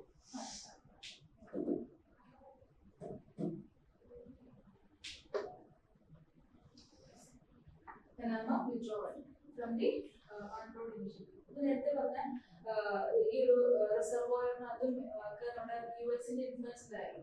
US വന്നിട്ട് കാര്യമുള്ളൂ, നിങ്ങളൊരു കാര്യം ചെയ്യൂ, നമ്മുടെ ചൈനയുടെ കൂടുതൽ ചൈനയുടെ കൂടുതൽ ശരിയൊന്നുമില്ല. പനാമയുടെ കനാലിന്റെ ഒരു എൻട്രി വരുന്ന ഭാഗത്ത് രണ്ട് ചോക്ക് പോയിന്റ്സ് ഉണ്ട്. ആ രണ്ട് ചോക്ക് പോയിന്റ്സിൽ ആർക്കാണ് കൂടുതലായിട്ട് ഒരു ഇൻഫ്ലുവൻസ് ഉള്ളത്? ചൈനയ്ക്കാണ്. അപ്പൊ ഈ ഇൻഫ്ലുവൻസ് കണ്ടപ്പോഴത്തേക്കും പ്രമുഖ ഇഷ്ടമില്ല. പുള്ളി പറയുന്നത് നമുക്ക് വേണ്ട, നമുക്കുള്ള കൂട്ടുകാർ ഉണ്ടായിരുന്നു എന്ന് പറഞ്ഞിട്ട് നമ്മൾ ആരെന്ത് ചെയ്തു, നമ്മുടെ പനാമ ആ ഒരു ഇതിൽ നിന്ന് വിട്ടുവച്ചു. പക്ഷെ ഇവരെന്താ ജോയിൻ ചെയ്തത്? 2017 പനാമ എവിടെ ജോയിൻ ചെയ്തത്? BRI ജോയിൻ ചെയ്തത്. because the first Latin American country recognized this BRI. എന്താണ് പനാമയുടെ സ്പെഷ്യാലിറ്റി എന്താണ്? 2017 BRI ജോയിൻ ചെയ്യുന്ന സമയത്ത് Panama is the first Latin American country to join in this BRI initiative. അപ്പോൾ എന്ത് ചെയ്തു? China invest heavily in Panamanian ports, bridge over the canal and energy projects. നമുക്ക് heavy invest ചെയ്തു, China invest ചെയ്തു. നോക്കൂ, follow the election of many versions. അതായത് 2025 വരെയായിരുന്നു. ഓരോ 10 വർഷം കൂടുമ്പോഴും ഈ പറയുന്ന കരാറ് റിന്യൂ ചെയ്തുകൊണ്ടിരുന്നു. 2025 അവർ എന്ത് ചെയ്തില്ല? റിന്യൂ ചെയ്യാൻ തയ്യാറായില്ല എന്നുള്ളതാണ്. അങ്ങനെ Panama become the second country in the region after Brazil from the initiative. പ്രധാനമായിട്ട് രണ്ട് രാജ്യങ്ങളായിരുന്നു ലാറ്റിൻ അമേരിക്കൻ റീജിയനിൽ BRI അസോസിയേറ്റ് ഉള്ളത്. ഒന്ന് പനാമ, രണ്ട് ബ്രസീൽ. 2017 ജോയിൻ ചെയ്തു, 2025 വിഡ്രോ ചെയ്തു. ഇവർ ജോയിൻ ചെയ്ത വർഷം ചെയ്ത് ഓർമ്മയില്ല. പക്ഷേ എന്താണ്, ഇവരാണ് ബ്രസീലാണ് first Latin American country withdraw from BRI. Okay, first Latin American country join ചെയ്ത ഏതാണ്? Panama. First Latin American country withdraw ചെയ്ത ഏതാണ്? ബ്രസീൽ.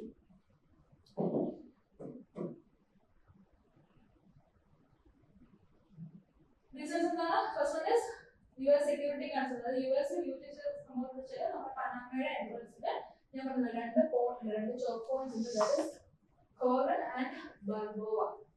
രണ്ട് പോർട്ടുകളുണ്ട്. Port of Colon and port of Balboa. ഈ രണ്ടിന് പനാമയുടെ എൻട്രി എങ്കിൽ ഈ പോയിന്റിൽ എന്തുണ്ട്?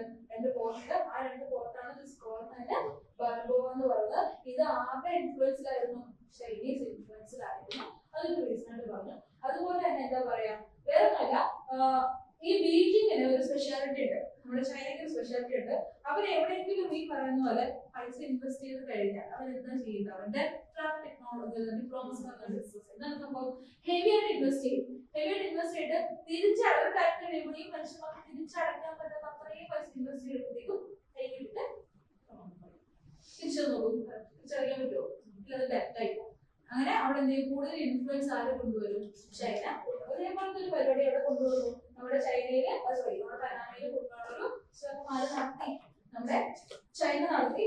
അപ്പൊ first one is US security concern പറഞ്ഞു. രണ്ടാമത് US എന്താ ചെയ്ത? റിയോ ഇന്ത്യ പ്രൊജക്ടില് ഇൻവെസ്റ്റ്മെന്റ് നടത്തി. മൂന്നാമത് എന്താ പ്രശ്നം വെച്ചാല് ഹോളോ ബ്രിഡ്ജ് വെച്ചാല് BRI പ്രൊജക്ട്സ് കൊണ്ടുവന്ന സമയത്ത് കുറച്ച് കാര്യങ്ങള് ചൈന വാഗ്ദാനം ചെയ്തിട്ടുണ്ടായിരുന്നു. ലൈക്ക് കോസ്റ്റർ റോഡ് ലൈൻ ഒക്കെ കൊണ്ടുവരാൻ എന്ന് പറയുന്ന കുറച്ച് പ്രൊജക്ടുകൾ ആര് വാഗ്ദാനം ചെയ്തിട്ടുണ്ടായിരുന്നു?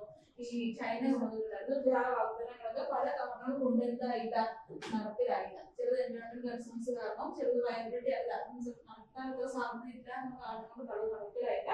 അതുപോലെ തന്നെ ട്രേഡ് ഡെഫിസിറ്റ്. ചില ഈ ഒരു BRI ഇൻവെസ്റ്റ് ചെയ്ത സമയത്ത് ജോയിൻ ചെയ്ത സമയത്ത് പനാമയ്ക്ക് തോന്നുന്നുണ്ടായിരുന്നു ചൈനയിലേക്കും എന്ത് നടത്താം, ട്രേഡ് നടത്താം. അങ്ങോട്ടും ഇങ്ങോട്ടും സ്മൂത്ത് ആയിട്ടുള്ള ട്രേഡ് ആണ് ആര് ഉദ്ദേശിച്ചത്? പനാമ ഉദ്ദേശിച്ചത്. അങ്ങോട്ടും ഇങ്ങോട്ടും വേണ്ടേ? പക്ഷെ നമ്മൾ പാർട്ടിക്കൂടി ഇങ്ങോട്ട് മാത്രമേ സാധനങ്ങളുള്ളൂ. എന്ന് വെച്ചാൽ ലാറ്റിൻ അമേരിക്കൻ മാർക്കറ്റ് ആണ് ഏറ്റവും കൂടുതൽ ആര് ഉപയോഗിച്ചുകൊണ്ടിരുന്നത്? ചൈന. അതായത് പനാമ കനാലിലൂടെ ലാറ്റിൻ അമേരിക്കനെ ഒരു ചൈനീസ് മാർക്കറ്റ് ആക്കി മാറ്റുന്ന ശ്രമം നടത്തി ചൈന നടത്തി. സോ ഇത് ആർക്കും ഇഷ്ടമായില്ല, പനാമയ്ക്ക് ഇഷ്ടമല്ല.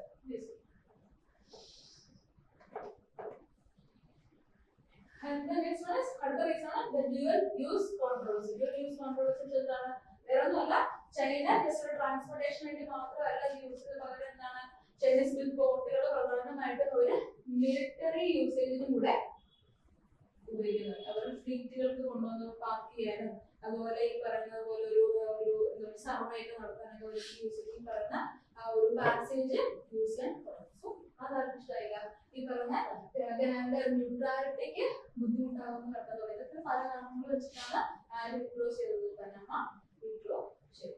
പനാമ മാത്രമല്ല വിഡ്രോ ചെയ്തത്, ഒരു നമ്മൾ ബ്രസീൽ പറഞ്ഞു, അതുപോലെ നമ്മൾ ഓർത്തിരിക്കേണ്ട ഈ എക്സാമിന് കുറച്ച് ഇമ്പോർട്ടൻ്റ് സംഭവം ഇറ്റലിയുടെ എക്സിറ്റ് 2023 ഇറ്റലി എക്സിറ്റ് ചെയ്തത്.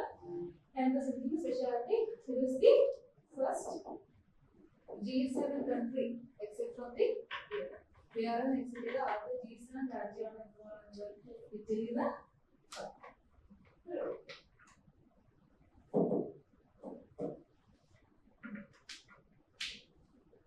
Belt Road initiatives രണ്ടായിരത്തി 26 Belt Road initiatives കുറച്ച് അപ്ഡേഷൻസ് ഉണ്ടായിരുന്നു. ഏത് വർഷം സ്റ്റാർട്ട് ചെയ്തേ? Belt Road initiatives സ്റ്റാർട്ട് ചെയ്തത് 2013 One Belt One Road initiative എന്നൊരു ഇൻഫ്രാസ്ട്രക്ചർ പ്രോജക്റ്റ് ആയിരുന്നു. 2026 ഇതിനകത്ത് രണ്ട് പില്ലേഴ്സ് ആണ് നിലവിൽ പറയുന്നത്. Silk road economic belt through land, silk road economic belt through land and 21st century maritime silk road through sea. രണ്ട് pillars ആണുള്ളത്. Silk road maritime economic belt connecting China to Central Asia, Russia and Europe. China, Central Asia, Russia, Europe. അതാണ് Silk Road economic belt. Then 21st century maritime Silk Road എന്നത് ചൈനയുടെ coast to south east Asia, India, middle east and Africa. ഇതിനകത്ത് ആരും അംഗീകരിച്ചിട്ടില്ല, India അംഗീകാരം കൊടുത്തിട്ടില്ല. നോക്കൂ സ്ഥലങ്ങൾ നോക്കിയപ്പോ ലാൻഡ് റോഡ് ഏതാണ്? China, central Asia, Russia and Europe. Okay, നമുക്ക് മാപ്പ് കാണിക്കാം. 21st silk road, silk road എന്ന് പറഞ്ഞാൽ ചൈനയുടെ കോസ്റ്റ്. ഏത് കോസ്റ്റ് ആയിരിക്കും? East cost, then south east Asia, India, middle east and Africa. ഈ വഴി ഒന്ന് ചിന്തിക്കുക. ഇന്ന് തന്നെ നമ്മൾ പോയിട്ട് ഈ വഴിയുള്ള ഷോർട്ട് ടേംസ് ഒക്കെ ഓർക്കുക.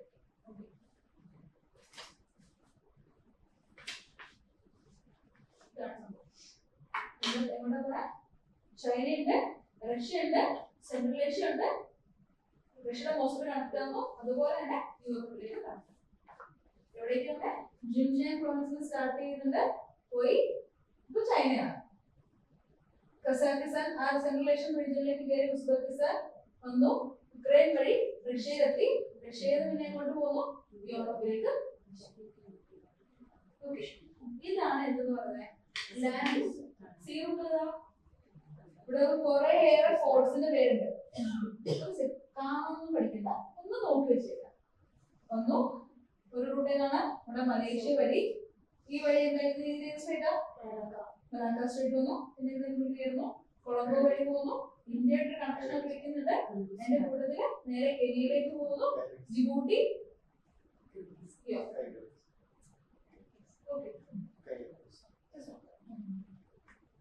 ഇനി നമ്മുടെ ന്യൂ BRIയുടെ സ്പെഷ്യാലിറ്റി എന്ന് വെച്ചാല് ഇത് ഒരു ഹൈ ക്വാണ്ടിറ്റി നമ്മൾ മാറിയിട്ട് ക്വാണ്ടിറ്റി കുറച്ച് കാര്യങ്ങളും കൂടി ഇവര് ഇതിനകത്ത് പുതുതായിട്ട് കൊണ്ടുവരും. മറ്റേതാണ് ട്രേഡ്, കംപ്ലീറ്റ് ട്രേഡ്. ഇവിടെ വെച്ചാൽ ട്രേഡ് എന്ന് വെച്ചാൽ ട്രേഡ് എന്ന് കുറച്ച് കാര്യം എക്സ്ട്രാ എന്ന് വെച്ചാൽ ലോജിസ്റ്റിക് എക്സ്പോർട്ടിന്റെ കൂട്ടത്തിൽ തന്നെ ടെക്നോളജി എക്സ്പോർട്ട് ഓക്കെ, അതുപോലെ തന്നെ ക്ലൈമറ്റ് ചേഞ്ചിനെയൊക്കെ എങ്ങനെ അഡ്രസ് ചെയ്യാം, ഇതുള്ള കാര്യങ്ങൾ ഇവിടെ ആഡ് ചെയ്തു.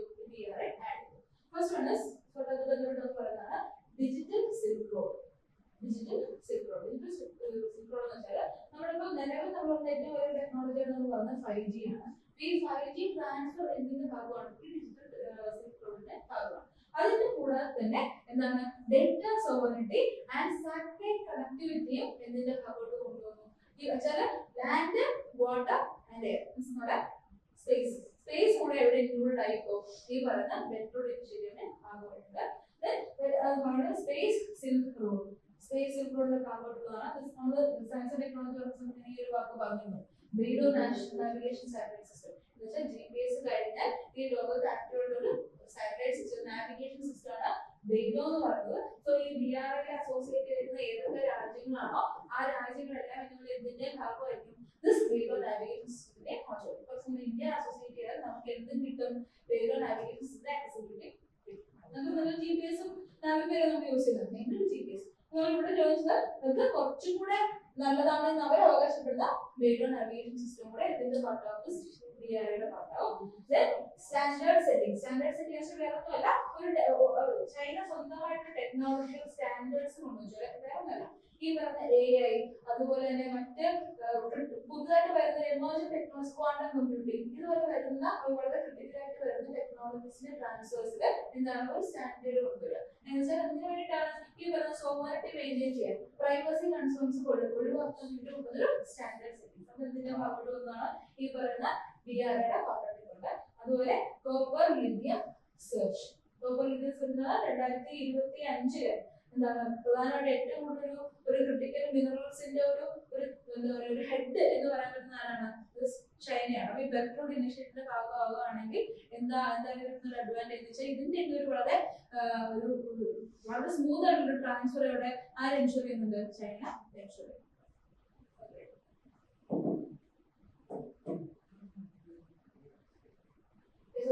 അടുത്താണ് ഗ്രീൻ സിൽക്ക് റോഡ്. നേരത്തെ പറഞ്ഞല്ലോ, ടെക്നോളജി ഇൻക്ലൂഡ് ചെയ്തു, സ്പേസ് ഇൻക്ലൂഡ് ചെയ്തു, ക്ലൈമറ്റ് ചേഞ്ച് ആണ് ഗ്രീൻ സിൽക്ക് റോഡ് എന്ന് പറയുന്നത്. എന്ന് വെച്ചാൽ വേറെ ഒന്നുമല്ല, ഈ BRI പ്രോജക്റ്റിന്റെ ഭാഗമായിട്ട് BRI പ്രോജക്റ്റ് ഇതുപോലെ അലൈൻ ചെയ്യുന്നുണ്ട്, പാരീസ് ഇംപ്ലിമെന്റുമായിട്ട് അലൈൻ ചെയ്യുന്നുണ്ട്. അതുവഴി China has largely stopped financing to new overseas corporations. അപ്പോൾ നേരത്തെ പറഞ്ഞ one belt one road initiative അല്ലെങ്കിൽ BRI ഇനിഷ്യേറ്റീവിന്റെ ഒരു വലിയ ഒരു എന്താ പറയുക ഒരു എയിം ആയിരുന്നു ഓവർസീസിലെ മൈനിങ് സൈറ്റ്സ്, ഗോൾ ആയിക്കോട്ടെ, ഈ പറഞ്ഞ ഓയിൽ ആയിക്കോട്ടെ, അവിടെ ഹെവി ഇൻവെസ്റ്റ്മെന്റ് നടത്തുക എന്നുള്ളത് അവരുടെ എയിം ആയിരുന്നു. പക്ഷെ അത് എന്ത് ചെയ്തു? 2026 അവർക്ക് മെജോറിറ്റി സ്റ്റോപ്പ് ചെയ്തു. Okay, EV supply chains, massive investment in lithium ion battery and manufacturing plants and EV charging hubs in Southeast Asia and North Africa. North Africa and Southeast Asia ഏറ്റവും കൂടുതൽ ഇവിടെ ഇൻവെസ്റ്റ്മെന്റ് കൊണ്ടുവന്നു lithium ion battery manufacturing പ്ലാന്റ്സിലും EV charging നെറ്റ്വർക്സിലും ആര് investment നടത്തുന്നുണ്ട്? China. എവിടേക്കാണ്? യൂറോപ്പിലുണ്ടോ? സൗത്ത് ഈസ്റ്റ് ഏഷ്യയില്, നോർത്ത് ആഫ്രിക്ക.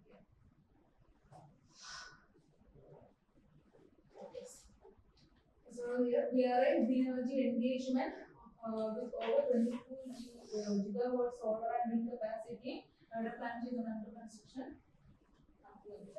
എന്താ പറയാ ഒരു ക്ലൈമറ്റ് ചേഞ്ചിനെ അഡ്രസ് ചെയ്യാനുള്ള ഒരു കോൺസെപ്റ്റ്. ഇതിനടുത്താണ് health silk road. Health silk road എന്ന് പറഞ്ഞാൽ എന്തായിരിക്കും?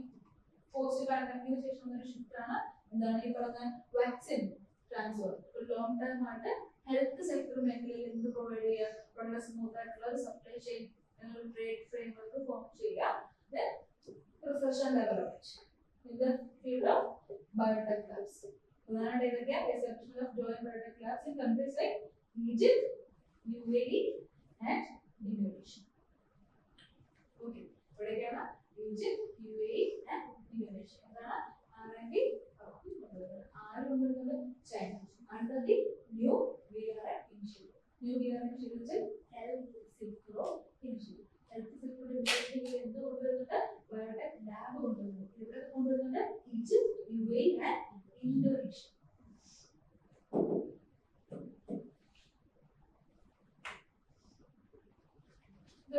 നമ്മൾ അവതരിക്കേണ്ട കുട്ടികൾക്ക് അറിയാവുന്ന കാര്യമാണ് string of words. String of words എന്താണെന്ന് ഞാൻ പറഞ്ഞിട്ടില്ല. ഏറ്റവും റീസെന്റ് ചൈനയുടെ ഒരു ഇൻവോൾവ്മെന്റ് ആണ് പറയുന്നത്. സ്ട്രിംഗ് ഓഫ് വേർഡ്സ് എന്ന് പറയുന്നതിന് മുന്നേ നമുക്ക് ആ മാപ്പ് ഒന്നും കൂടെ നോക്കാം. ഇതാണല്ലോ സീറൂട്ട്. ഇവിടെ ചൈനയുടെ കുറെ പോർട്ട് ഉണ്ട്. ചൈന കൊണ്ടുവന്ന് ഇവിടെ പോർട്ട് ഉണ്ടാക്കുന്നുണ്ട്. ഇവിടെ പോർട്ട് ഉണ്ടാക്കാൻ ശ്രമം നടത്തുന്നു. പോർട്ട് ഉണ്ടാക്കിയിട്ടില്ല, ശ്രമം നടത്തുന്നുണ്ട്. ഇവിടെ ഇൻവെസ്റ്റ് ചെയ്യുന്നുണ്ട്. ഇവിടെ നമ്മുടെ മ്യാൻമാറിൽ ഇൻവെസ്റ്റ്മെന്റ് നടത്താൻ ഉദ്ദേശിക്കുന്നുണ്ട്. ഇവിടെ കൊളംബോ, നമ്മുടെ ശ്രീലങ്കയിലെ ഹമ്പൻതോട്ട പോർട്ട്, ഓക്കെ, അവിടേക്ക് ഇൻവെസ്റ്റ്മെന്റ് നടത്തുന്നുണ്ട്. അതുപോലെ നെയ്റോബിയിൽ ഇൻവെസ്റ്റ്മെന്റ് നടത്തുന്നുണ്ട്. ജിബൂട്ടിയിൽ ഇൻവെസ്റ്റ്മെന്റ് നടത്തുന്നുണ്ട്. ഇവിടെ മാലി റീജിയനിൽ ഇൻവെസ്റ്റ്മെന്റ് നടത്താൻ തീരുമാനിച്ചിട്ടുണ്ട്. ഇവിടെയൊക്കെ ഇൻവെസ്റ്റ്മെന്റ് നടത്താൻ ആര് തീരുമാനിച്ചിട്ടുള്ളത്? ചൈന. ഇതിനെയാണല്ലോ നമ്മൾ സ്ട്രിംഗ് ഓഫ് വേർഡ്സ് എന്ന് പറയുന്നത്. എന്നുവെച്ചാൽ ഇന്ത്യയുടെ ഈ പറയുന്ന ആ ഒരു Indian Ocean region complete cover ചെയ്തിട്ട് പോർട്ടുകളും ഐറ്റംസിന്റെ ഒരു എന്താ പറയാ ഒരു ചെയിൻ ഉണ്ടാക്കുന്നു. അതിനാണ് നമ്മൾ സ്ട്രിംഗ് ഓഫ് വേർഡ്സ്. പക്ഷെ ഇവിടെ ചൈന നേരിട്ടൊരു പ്രശ്നം എന്തായിരുന്നു? സ്ട്രെയിറ്റ് ഓഫ് മലാക്ക എന്താണ് അത്ര ആക്സസിബിൾ ആയിരുന്നില്ല ചൈന. അതിനാണ് നമ്മൾ എന്താ പറയാ മലാക്ക ഡിലേമ എന്ന് പറയുന്നത്. കണ്ടില്ലേ പറയുന്ന സംഭവം ഈ ഒരു റീജിയനിലുള്ള ആ ഒരു മലാക്ക സ്ട്രീറ്റ് വഴിയുള്ള ട്രാൻസ്ഫർ അത്ര സ്മൂത്ത് ആയിരുന്നില്ല ആർക്ക് ചൈനയ്ക്ക്. അതെന്തുകൊണ്ടാണ് ഈ പറഞ്ഞ ഇന്ത്യ ഇതുമായിട്ട് അസോസിയേറ്റ് ചെയ്തില്ല. ആൻഡ് ഇന്ത്യയുടെ ഒരു ഇൻവോൾവ്മെന്റ് ഇൻ ദിസ് റീജിയൻ അതുകൊണ്ട് ഇവിടെ ഒരു പ്രോപ്പറായിട്ടുള്ള ഒരു അസോസിയേഷൻ ആർക്ക് കിട്ടിയില്ല, ചൈനയില്ല. ചൈന ചുമ്മാ നോക്കിയിട്ട് കാര്യമല്ലോ. ചൈന എന്ത് ചെയ്യണം, ഒരു ഓൾട്ടർനേറ്റീവ് പ്ലാൻ ഉണ്ടാക്കിയേ പറ്റൂ. ആ പ്ലാനാണ് നമ്മൾ ഇനി പറയാൻ പോകുന്നത്.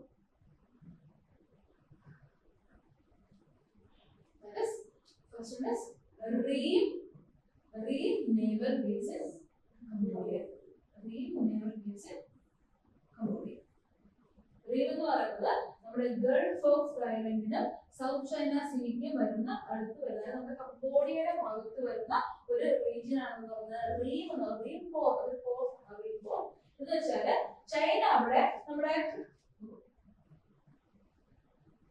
ഇന്ത്യ ഇതുവരെ നടത്തിയിട്ടുള്ള ഇൻവെസ്റ്റ്മെന്റിൽ ഒരു പോർട്ട് ഡെവലപ്മെന്റ് ഇൻവെസ്റ്റ്മെന്റ് ഏറ്റവും വലിയൊരു ഇൻവെസ്റ്റ്മെന്റ് ആണ് ജിബൂട്ടിയിൽ നടത്തിയ ഇൻവെസ്റ്റ്മെന്റ്. ഓക്കെ, ജിബൂട്ടിലാണ് ചൈന ഇതുവരെ ഉണ്ടാക്കിയ ഏറ്റവും വലിയ നമ്മുടെ കടലിലൂടെ ഇറങ്ങി നിൽക്കുന്ന രീതിയിലുള്ള ഒരു പ്ലാറ്റ്ഫോം ബേസ്ഡ് ആയിട്ടുള്ള ഒരു പോർട്ട് ഫോം ചെയ്യുന്ന എവിടെയാണ്, ജിബൂട്ടിലാണ്. റീസെന്റ് അവർ എന്താ ചെയ്യുന്നത്, ഇന്തോനേഷ്യയുടെ ഭാഗത്ത് അല്ലെങ്കിൽ ഈ ഒരു കംബോഡിയയുടെ ഭാഗത്ത് ഈ ഒരു ഭാഗത്തായിട്ട് എന്ത് ചെയ്തു, ആ ഒരു റീം റീജിയനിൽ എന്ത് കൊണ്ടുവന്നു ഒരു പ്ലാറ്റ്ഫോം ബേസ്ഡ് ആയിട്ടുള്ള ഒരു എന്തുകൊണ്ടുവന്നു ഒരു port, that is Ream port എന്ന്.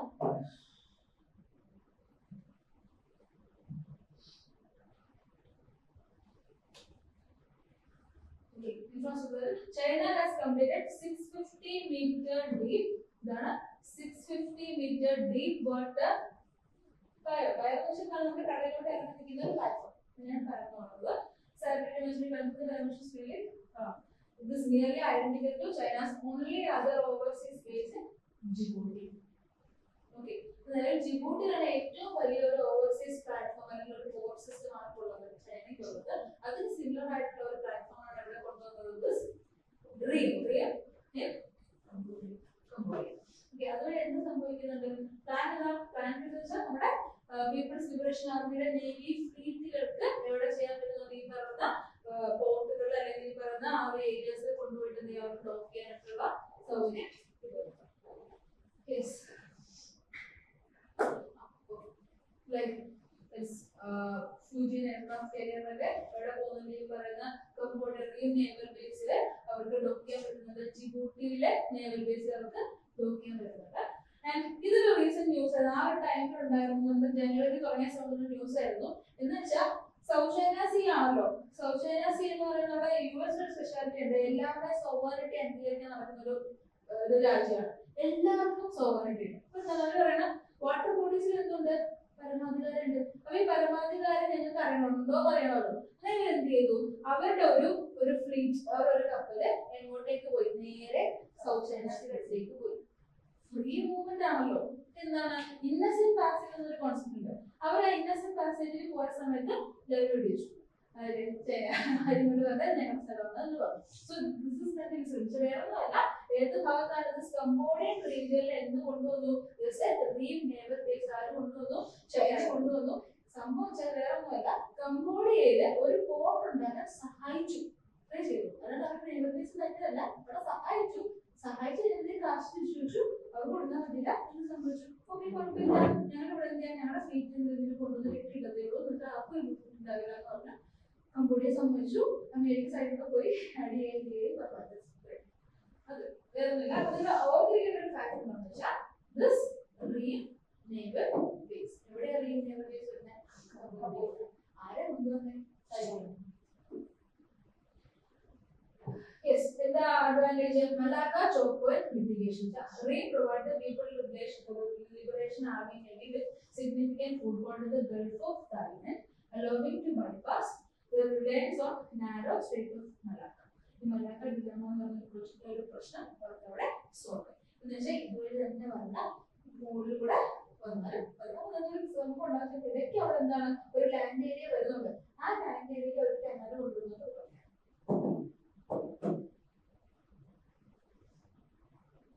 നമ്മുടെ റീം ബേസ് വരുന്നല്ലോ.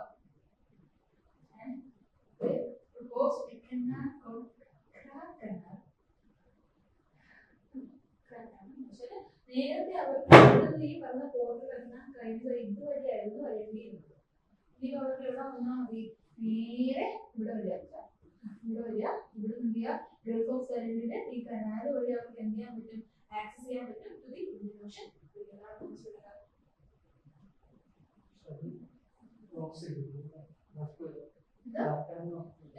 പ്രൊപ്പോസൽ ആണ്, ഇതിൽ അവരുടെ പ്ലാനിങ് ആണ് ചെയ്യും എന്നുള്ളത്. പക്ഷെ ഇപ്പൊ അവരെന്ത് ചെയ്യുന്നുണ്ട്, ഇത് പ്ലാനിങ് ആണ്, പക്ഷെ ഇവിടെ എന്തായി ചെയ്യും. അപ്പൊ അതിനകത്ത് എന്താ ഫ്യൂച്ചറിൽ വരാൻ ചാൻസ് ഉണ്ടാകും.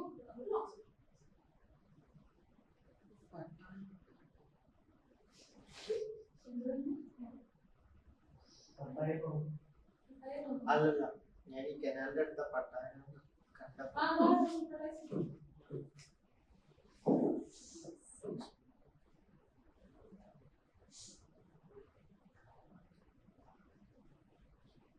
അതുപോലെ നമ്മൾ അറിഞ്ഞിരിക്കേണ്ട വേറൊരു പോർട്ട് ഏരിയ ആണ്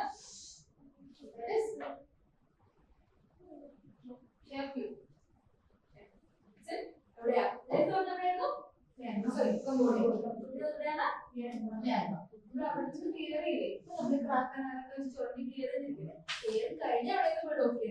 നമുക്ക് എവിടെ ബ്ലോക്ക് ചെയ്യണം, ആർക്ക് കൊടുക്കണം, ഇന്ത്യക്ക് കൊടുക്കണം ഇല്ലേ, അല്ലാണ്ട് ഇന്ത്യയുടെ മൂടി കൂടെ പോകണം അല്ല, ഇന്ത്യയുടെ നേരെ അടുത്ത് വരണം. അടുത്ത ആരാളുള്ളത്, നേരെ ഇങ്ങോട്ട് പോയി, നേരെ മ്യാൻമറിൽ പോയി. മ്യാൻമർ റഖൈൻ സ്റ്റേറ്റ് എന്നാണ് മോസ്റ്റ് ക്രിട്ടിക്കൽ ഒരു ഏരിയ ആണെന്ന് പറയുന്നത്. ഇവിടെ നല്ല ഒരു പ്രൊജക്ട് കൊണ്ടുവരുന്നുണ്ട്. എന്നുവെച്ചാൽ സിവിൽ ഇപ്പൊ നിലവിൽ നമുക്ക് കേൾക്കാം 2025-26 കാലഘട്ടത്തില് നമുക്ക് വലിയൊരു അൺട്രസ്റ്റ് നമുക്ക് മ്യാൻമാറിൽ ഉണ്ടായിരുന്നു അല്ലേ. പക്ഷെ ആ മ്യാൻമാറിലടക്കം ആ ഒരു പോർട്ടില് ഏകദേശം 7.3 ബില്യൺ ഇൻവെസ്റ്റ്മെന്റ് ആയിട്ട് നടത്തി ചൈന നടത്തി. ആൻഡ് ഏകദേശം ഒരു 70% സ്റ്റേക്ക് കിട്ടി ചൈനീസ് കമ്പനിക്ക്. അപ്പൊ നമുക്ക് ആലോചിക്കും, ഇപ്പൊ നമ്മുടെ ഇന്ത്യ ഇവിടെ നിൽക്കുന്നു, ഇവിടെയായിരുന്നു മഡഗാസ്കർ സ്റ്റേറ്റ്, അതെല്ലാം കഴിഞ്ഞിട്ട് ഇവിടുന്ന് പുള്ളിക്കാരൻ കയറി ഇവിടുത്തെ മ്യാൻമർ റഖൈൻ സ്റ്റേറ്റ് കൊണ്ടുവന്നൊരു പോർട്ട് നടത്തി. എവിടെ വരെത്തി, ഇവിടെ വരെത്തി. ഇനി എങ്ങോട്ട് പോയാൽ മതി, ഇവിടുന്ന് പിന്നെ എങ്ങോട്ട് പോയാൽ മതി, ആഫ്രിക്കയിലേക്ക് പോയാൽ. ഇവിടെ ആരുണ്ട്,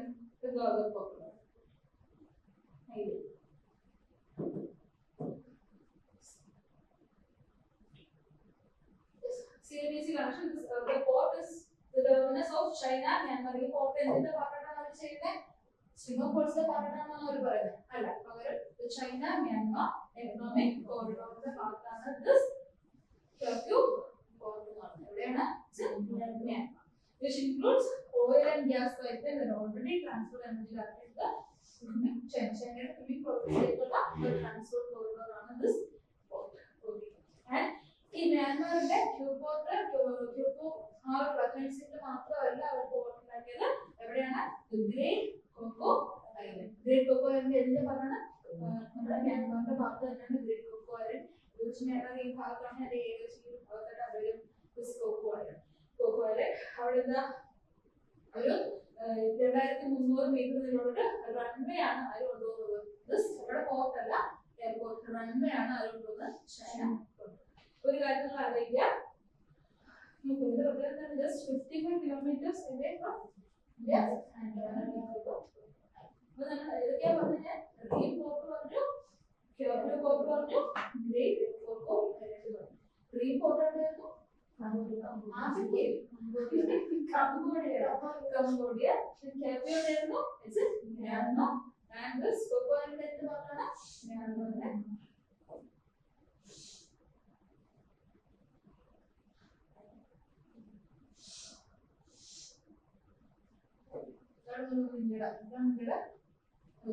ഇവിടെയാണ് ആര് വരുന്നത്, നമ്മുടെ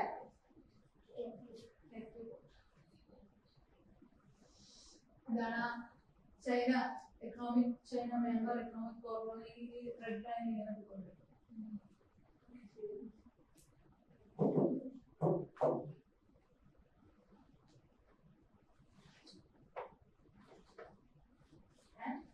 ചൈനയുടെ സ്ട്രിംഗ് ഓഫ് പോർട്ട് പോളിസിക്ക് പകരമുള്ള ഇന്ത്യയുടെ റെസ്പോൺസ് അറിയപ്പെടുന്ന പേരാണ് നെക്ലസ് ഓഫ് ഡയമണ്ട്സ്. വർഷങ്ങളായിട്ട് നമുക്ക് അറിയുന്ന കഥയാണ്. എവിടേക്കാ അവിടെ, ചബഹാറുടെ ഇറാൻ, ദുഃഖംബോർ, Oman, a bank of Indonesia, St. Mauritius, and logistics, agreements number, ഈ പറഞ്ഞ രാജ്യങ്ങൾക്കായിട്ട് വെച്ചിട്ടുണ്ട്. ഓക്കെ, ആ ഒരു ചൈനീസ് ഇൻഫ്ലുവൻസ് കുറയ്ക്കാൻ വേണ്ടിയിട്ട്.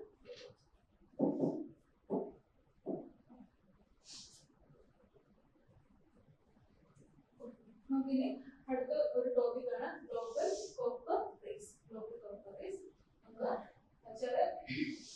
റീസെന്റ് ഡിസംബർ 2023 ന്യൂസ് ആയിരുന്നു. കോപ്പറിന്റെ പ്രൈസ് എന്ന് പറയുന്നത് ഒരു ടണ്ണിന് എന്തായാലും $12,000 ആയി. ഓക്കെ, ആൻഡ് നമ്മുടെ കോപ്പറിന്റെ സ്പെഷ്യാലിറ്റി ഉണ്ട്. കോപ്പറിനെ വിളിക്കുന്ന പേര് ഡോക്ടർ കോപ്പർ എന്നാണ്. എന്തുകൊണ്ട് ഡോക്ടർ കോപ്പർ എന്ന് വിളിക്കുന്നത്? It's act as a barometer of economic and industrial economic and industrial health determine ചെയ്യുന്ന actually copper. That's why it's called the water copper. ഈ copper ആണ് എന്ത് സംഭവിച്ചത്? വില കൂടിയത്. എന്തുകൊണ്ട് ഇത്ര വില കൂടാൻ കാരണം വെച്ചാൽ it's a core industrial metal widely used in housing, construction, manufacturing, defense, power grids, clean energy, electric vehicles and artificial intelligence. Data centers. ഇതെല്ലാം എന്തിന്റെ ആവശ്യമുണ്ട്? ഈ പറഞ്ഞ കോപ്പറിന്റെ ആവശ്യമുണ്ട്. റേസിംഗ് നമുക്കുള്ള ഒരു കുതിച്ചുചാട്ടമുണ്ടല്ലോ ആർട്ടിഫിഷ്യൽ ഇന്റലിജൻസ്. സോ അതിന് എന്തിന്റെ ആവശ്യമുണ്ടാകും? ഈ പറഞ്ഞ കോപ്പറിന്റെ ആവശ്യമുണ്ടാകും. അല്ല, അത് ഏറ്റവും കൂടുതൽ ആർക്കാണോ കയ്യിലുള്ളത് അവർക്ക് എന്ത് കിട്ടും? ഒരു ഗ്ലോബൽ പവർ ആക്കാൻ പറ്റും എന്ന് പറയുന്നത് കൊണ്ട് എന്ത് സംഭവിച്ചു? ഒരു ഒരു സർജന്റായി കയറ്റം ഉണ്ടായി. Price have risen by more than 35% 2025, making the sharpest gradual change in the sharpest annual increase on since 2023. Since 2009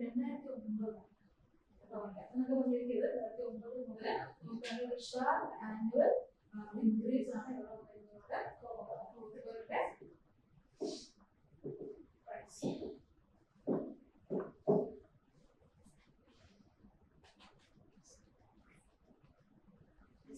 Main reason is demand of electric vehicles and other energy infrastructure and installation demand and reason. Okay. What is the deficit? ഒരു deficit ഉണ്ടാകും എന്നുള്ള കണക്കുകൂട്ടലുകളുണ്ട്.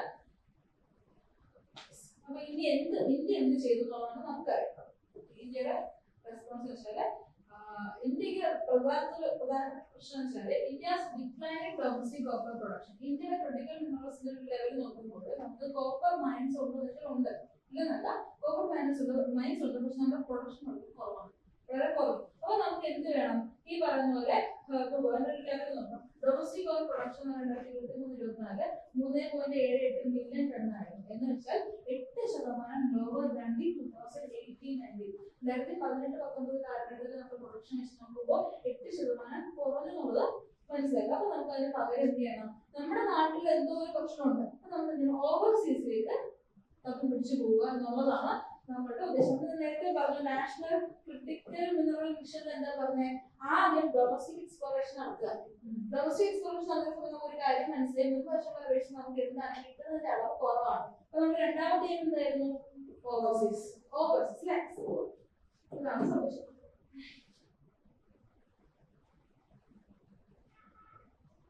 പിന്നീട് നമ്മൾ പോയ സ്ഥലം എന്ന് വെച്ചാല് സാംബിയയിലാണ് ഉള്ളത്. നമുക്ക് അവരോട് പറയാം.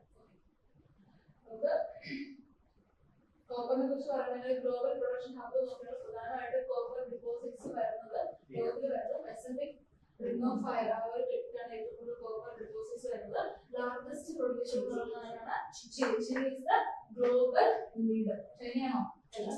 Chile is the global leader of the ഏതാണ് കോപ്പർ പ്രൊഡക്ഷൻ. ഏകദേശം 25% ഗ്ലോബൽ ഔട്ട്പുട്ട് വന്നത് ചിലിയിൽ നിന്നാണ്. രണ്ടാമത്തേതാണ് മൂന്നാമത് DRC. Critical high grade hub for dispatch of system mover. Okay. Kamoa Kakula Copper Complex. Sana DRC. ഒരു ഓർഡർ നോക്കുകയാണെങ്കിൽ വേൾഡ് ഫസ്റ്റ് ആണ്, largest ആണ് Chile, then Peru, then DRC.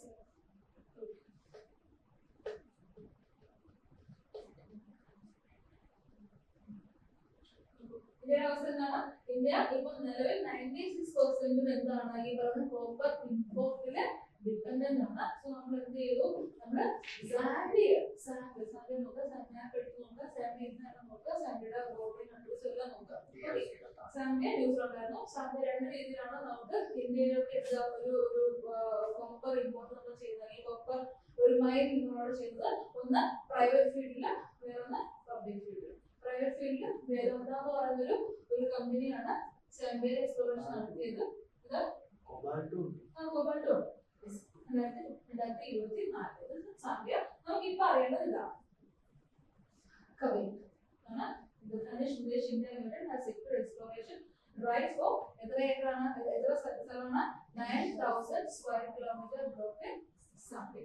Okay, അപ്പോൾ നമ്മുടെ overseas copper and cobalt mine എവിടെയാണ് വരുന്നത്? സാമ്പിയയിലാണ്. Zambia especially in the Zambia is the 7th rank ആണ് global in production copper production. Copper production ൽ Zambia ആണ് 7th. First Chile. നമ്മൾ നേരത്തെ പറഞ്ഞു national critical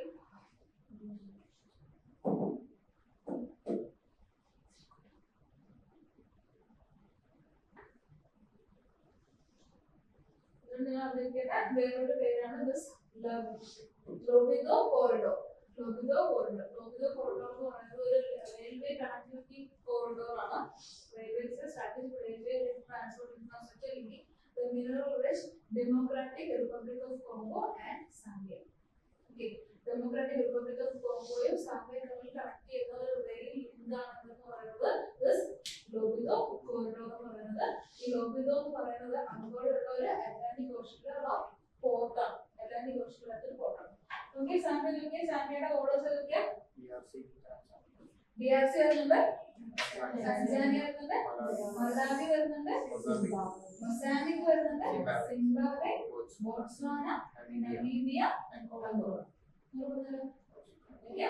DRC, Tanzania, Malawi, Mozambique, Zimbabwe, Botswana and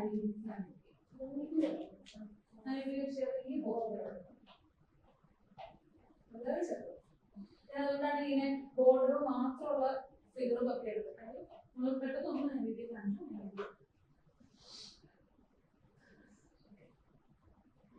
okay, നമ്മുടെ ഈ ലോബിദോ കോറിഡോർ ആക്ച്വലി കൊണ്ടുവരുന്നത് G7 countries ആണ് കേട്ടോ. പ്രധാനമായിട്ട് fund US and European Union. ഏതൊക്കെയാണ് ക്രിട്ടിക്കൽ മിനറൽസ് പ്രധാനമായിട്ട് പ്രൊവൈഡ് ചെയ്യുന്നത്? കോബാൾട്ട് ആൻഡ് ലോബിദോ കോറിഡോർ എന്ന് കേൾക്കുമ്പോൾ ഒരു കാര്യമായിരിക്കാം something related to critical minerals. ഏതൊക്കെയാണ് critical minerals? Cobalt, copper. ഏത് രാജ്യങ്ങളുള്ളതാണ്? Zambia and DRC. ഇതൊരു പോർട്ട് ആണെന്ന് നോക്കുക. ഏത് ഓപ്ഷനിലാണ്? Atlantic Ocean. നാളെ നമുക്കൊന്ന് റിവൈസ് ചെയ്ത് സ്റ്റാർട്ട് ചെയ്യാം. നമുക്ക് കുറച്ച് ഓർമ്മയുണ്ടോ? ഇതെന്താ റിവൈസ് അടുത്തതാണ് Zanusov corridor and Azerbaijan connectivity. കുറേയേറെ കണക്ടിവിറ്റി പ്രോജക്റ്റുകളും കുറേയേറെ പോർട്ടുകളും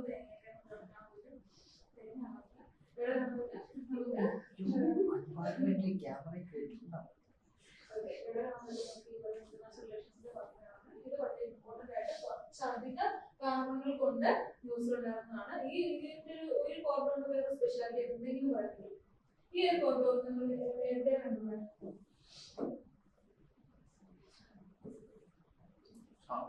റീസെന്റ് നമ്മളെല്ലാരും ആക്റ്റീവായിട്ട് പത്രമൊക്കെ വായിച്ചിട്ട് ആക്റ്റീവായിട്ട് ചർച്ച ചെയ്തേണ്ട സമയത്ത് ഈ ഒരു കോറിഡോർ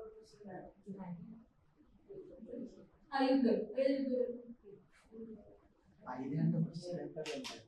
ക്വസ്റ്റ്യൻ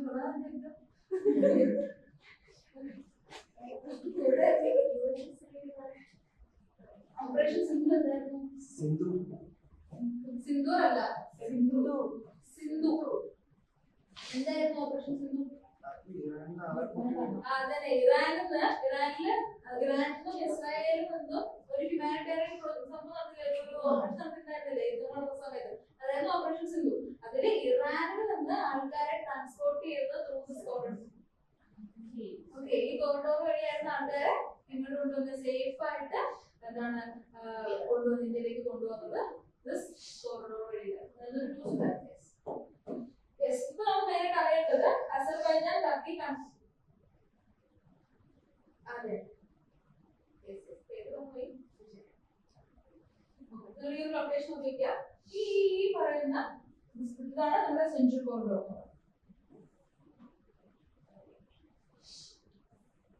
ആരൊക്കെ തമ്മിലാണ്? Azerbaijan, Armenia. ഇതെന്താ സംഭവം? അസർബൈജാന്റെ ഒരു എക്സ്ക്ലേവ് ആണ്, ഒരു വലിയ പുറത്തു വിട്ടത്. അപ്പൊ ഈ അസർബൈജാനെ ഈ പറയുന്ന ഈ അസർബൈജാനിലേക്ക് പോകുന്ന ഒരു കുഞ്ഞു വഴിയാണെന്ന് പറയുന്നത് സെൻട്രൽ കോറിഡോർ.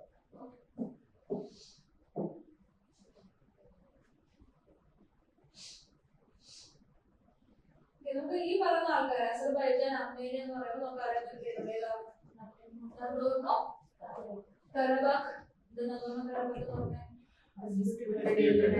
ഇതൊരു എൻക്ലേവ് ആയിരുന്നു അല്ലേ?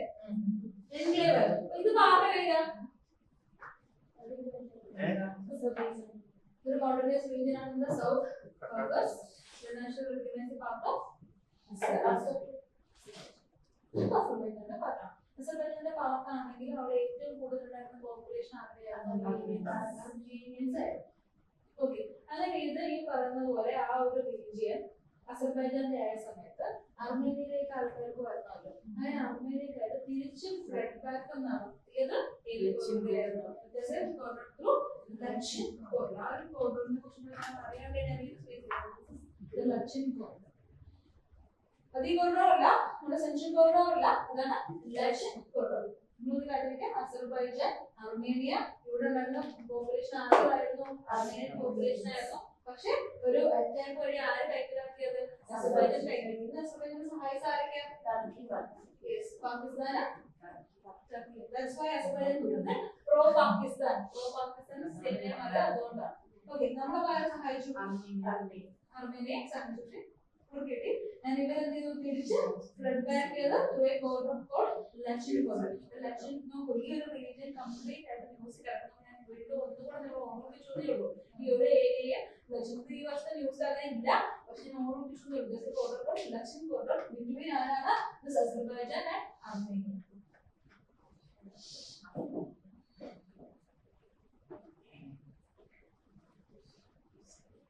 ഓക്കെ, ഇവർ ഈ ആ ഒരു കോറിഡോറിനെ കുറിച്ച് പറയുന്നത് തുടങ്ങിയതാണ്. ഇത് പറയാതെ പറയണം. തുടങ്ങിയതാണ് Azerbaijan Turkey connectivity. Azerbaijan Turkey connectivity.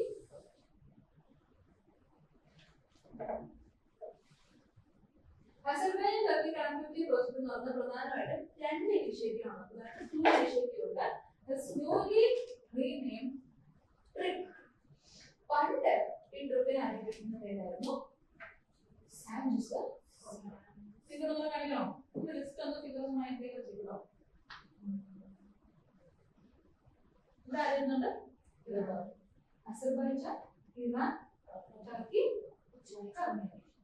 Okay, ഇവിടുന്ന് വന്നിട്ട് ഇതുവഴി പോകുന്നതാണ് പ്രശ്നം. ഇറാണ് എവിടെയാണ് കോറിഡോർ. ഓക്കെ ആണല്ലോ, പ്രധാനം. ഓക്കെ, അപ്പോൾ നമ്മുടെ അസർബൈജാൻ ടർക്കി കണക്ടിവിറ്റി പ്രോജക്ട്. അസർബൈജാനിൽ നിന്ന് ടർക്കിയിലേക്ക് പോകുന്ന കണക്ടിവിറ്റി പ്രോജക്ട്. അസർബൈജാനാണ് ഗവൺമെന്റ്, ടർക്കിയുടെ ഗവൺമെന്റ്, പ്രത്യേക ഗവൺമെന്റ്. ഓക്കെ ആണല്ലോ, ശരി.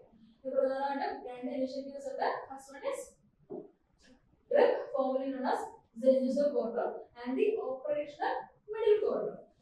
ഇവൻ അത്ര ഇമ്പോർട്ടന്റ് അല്ല, കാര്യം ഇവൻ കുറച്ചധികം നമുക്കറിയാം ന്യൂസ് ഒന്നും അങ്ങനെ ഉണ്ടായിരുന്നില്ല. ഇവിടെ മിനിമം സമയം ജസ്റ്റ് മെൻഷൻ ചെയ്ത് പോയാൽ നമുക്ക് അറിയേണ്ടത് ആരെയാണ്? ട്രിപ്പിനെ കുറിച്ച് അറിയാം. നമുക്കറിയാം first of all what is the Zangezur corridor എന്ന് വെച്ചാൽ it is a transport route that connect Azerbaijan to its അതിന്റെ എൻക്ലേവ്. അതിന്റെ പേര് വായിക്കാം, Nakhchivan region by passing through the southern part of Armenia. അർമേനിയയുടെ സദേൺ പാർട്ടിൽ കൂടെ അസർബൈജാൻ അതിന്റെ എക്സ്ക്ലേവിലേക്ക് എത്താനുള്ള ആ ഒരു പാസേജിനെയാണ് എന്ന് പറയുന്നത് സെൻജുസർ കോറിഡോർ എന്ന് പറയുന്നത്. It will link Azerbaijan's capital Baku to Kazan, Turkey through Armenia near Iranian border. അല്ലേ, ഇറാന്റെ ബോർഡറിലേക്ക് പോയി. Yes. The The corridor include railway. ഇതൊക്കെയാണ് railway and highways that were originally built during the Soviet Union time ആണ് ഉണ്ടാക്കിയിരിക്കുന്നത്. This was the classical which the region without getting to go to the Iran choke points controlled by America. നമ്മുടെ ഇറാനിലെ main chalk points ആരാണ് control ചെയ്യുന്നത്? നമ്മുടെ ടർക്കിയും പാകിസ്ഥാനും ആരെ സഹായിച്ചു? ഇറാനും ഇന്ത്യയും ആരെ സഹായിച്ചു? അർമേനിയെ സഹായിച്ചു.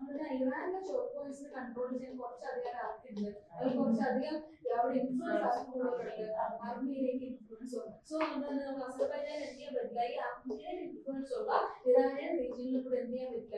പോകാൻ പറ്റില്ല. അതുകൊണ്ടാണ് എന്ത് കൊണ്ടുവന്നത്? ഈ ഒരു കോറിഡോർ കൊണ്ടുവന്നത്. ഇറാന്റെ അതിർത്തിയുണ്ട്, പക്ഷെ അർമേനിയയുടെ ഇറാന്റെ അതിർത്തി കൂടെ ജസ്റ്റ് ഒരു തിൻ ലൈനിന് ആർക്ക് പോകാൻ പറ്റും? ഈ ഒരു കോറിഡോർ വഴി ആർക്ക് ട്രാവൽ ചെയ്യാൻ പറ്റും? ദിസ് അസർബൈജാൻ ട്രാവൽ ചെയ്യാൻ പറ്റും. It will allow smooth movement of good people and vehicle between Azerbaijan and this Russia and Iran. Yes, it is also the part of larger project that connect Europe to Central Asia and China. Europe, Central Asia, and China connect on the larger project. This Central corridor.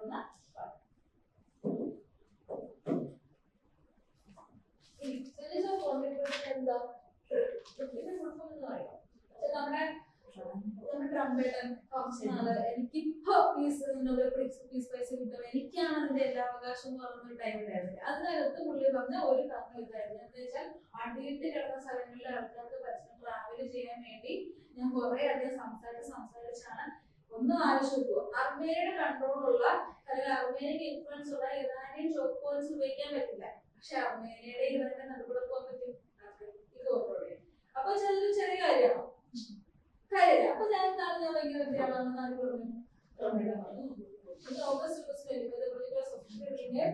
Trump wrote for international peace and prosperity. That is പുള്ളിക്ക് വരെ corridor ഉണ്ടാക്കാൻ പുള്ളി സഹായിച്ചിട്ടുണ്ട്. So ആ ഒരു സഹായം ചുമ്മാ വരാൻ ഞാൻ സഹായിക്കാം. എന്റെ പേര് ഇടണമെന്ന് പറഞ്ഞു. എങ്ങനെ ഇടണമെന്ന് പറഞ്ഞു? For international peace and prosperity. US mediated agreement between Azerbaijan and നമുക്ക് ഒരിക്കലും ഇല്ലായിരുന്നു ഒരു 12 മീറ്റിംഗ് പുള്ളി കൂടി. ഏകദേശം ഒരു 60-70 എഗ്രിമെന്റ്സ് പുള്ളി സൈൻ ചെയ്തു.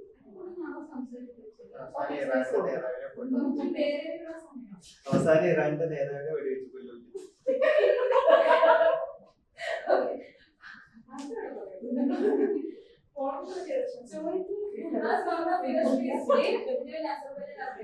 എന്താണ് 43 കിലോമീറ്റർ ഉള്ള റോഡ് ആൻഡ് റെയിൽ പാസേജ് ആണ് കൊണ്ടുവന്നത് through this region of Iranian.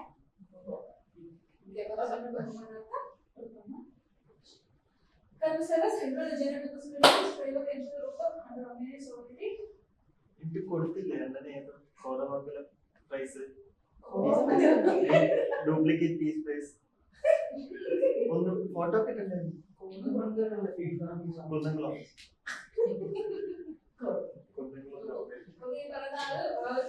complete by 2015.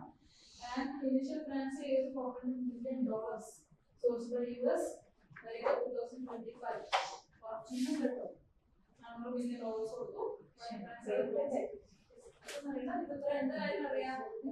പുതിയ പേരെന്താ? അറിയാം. ഏത് വഴിയാണ് പോകുന്നറിയാം? ഏത് വഴിയാണ് പോകുന്നത്? Azerbaijan to Azerbaijan explain to the Turkey.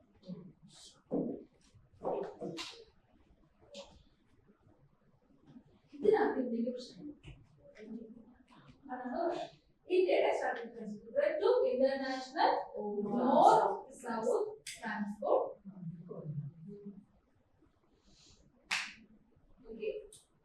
ഇതാണ് നമ്മുടെ ഇന്റർനാഷണൽ റെഡ് കളറിൽ പോകുന്ന ഇന്റർനാഷണൽ നോർത്ത് സൗത്ത്. എന്താണ് സംഭവം? ഇവിടെ നേരെ നമ്മള്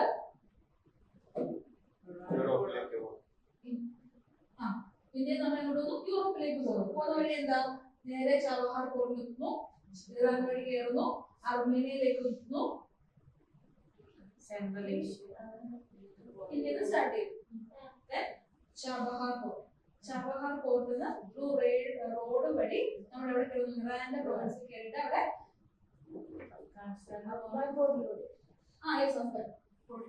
സാവധാൻ അവിടെ കയറുന്നു, ഇറാനിലെത്തുന്നു. ഇറാനിലൂടെ നമ്മൾ ട്രാവൽ ചെയ്യുന്നുണ്ട്. എങ്ങോട്ട് ട്രാവൽ ചെയ്യുന്നത്? ടെഹ്റാനിലേക്ക് എത്തുന്നു. ടെഹ്റാനിൽ നമുക്കൊരു കാസ്പിയൻ കടൽ വഴി ഒരു മൂവ്മെന്റ് ഉണ്ട്. അതുപോലെ നമുക്ക് റോഡ് മൂവ്മെന്റും ഉണ്ട്. അവിടെ എവിടെ എത്തുന്നു? സെൻട്രൽ ഏഷ്യൻ റീജിയനിലേക്ക് എത്തുന്നു. അവിടെ നമ്മള് റഷ്യയിലേക്ക് പോകുന്നു. അവിടെ നമുക്ക് ഇങ്ങോട്ട് മൂവ്മെന്റ് ഇടുന്നുണ്ട് യൂറോപ്പിലേക്ക് ഒരു ഇവിടെ മറ്റൊരു വരുമ്പോ എന്താ പ്രശ്നം വെച്ചാല് ഈ പറയുന്ന ഇറാന്റെ അർമേനിയയിലേക്ക് നമുക്ക് വേറെ വഴികളുണ്ട്. നമുക്ക് എല്ലാ റൂട്ടുകളും നമുക്ക് പറയാൻ പറ്റും. ഇതുവഴി ഇങ്ങനെയും പോകാം, ഇതുവഴി അർമേനിയ വഴി ടർക്കി വഴി ഇസ്താംബുൾ വഴി നമുക്ക് എവിടെ പോകാൻ പറ്റുള്ളൂ? യൂറോപ്പിലേക്ക് പോകുന്നത് പല വഴിയുണ്ട്. എന്താ സംഭവിച്ചേ? ഇവിടെ ഇങ്ങനെ ഒരു സംഭവം വന്നാല് ഇവൻച്വലി നമ്മുടെ INSTC പറയുന്ന അർമേനിയ വിഡ്രോ ചെയ്യും. ആയോ വേറൊരു ഭാഗമായിട്ട് നിൽക്കുന്നത് ഇല്ല. അപ്പൊ അവര് മേ ബി വിഡ്രോ ചെയ്യാനുള്ള ചാൻസ് ഉണ്ട്. ഇറാൻ ഓൾറെഡി ഇതുമായിട്ട് അസോസിയേറ്റഡ് ആണ്. മൾട്ടിപ്പിൾ സെയിം ഉദ്ദേശത്തിൽ മൾട്ടിപ്പിൾ അസോസിയേറ്റ് ചെയ്യുമോ? ഇല്ല. നമുക്ക് ഓൾറെഡി ഒരു ഉദ്ദേശമുണ്ട്. ഇറാൻ ഉദ്ദേശം യൂറോപ്യൻ നേഷനിലേക്ക് ഒരു ആക്സസ് കിട്ടണം. ഓൾറെഡി ആക്സസ് കിട്ടിയില്ല. പിന്നെ വേറെ കുറച്ച് ഇത് കുറച്ച് ബുദ്ധിമുട്ട് എവിടെ നേരിടാൻ ചാൻസ് ഉണ്ട്?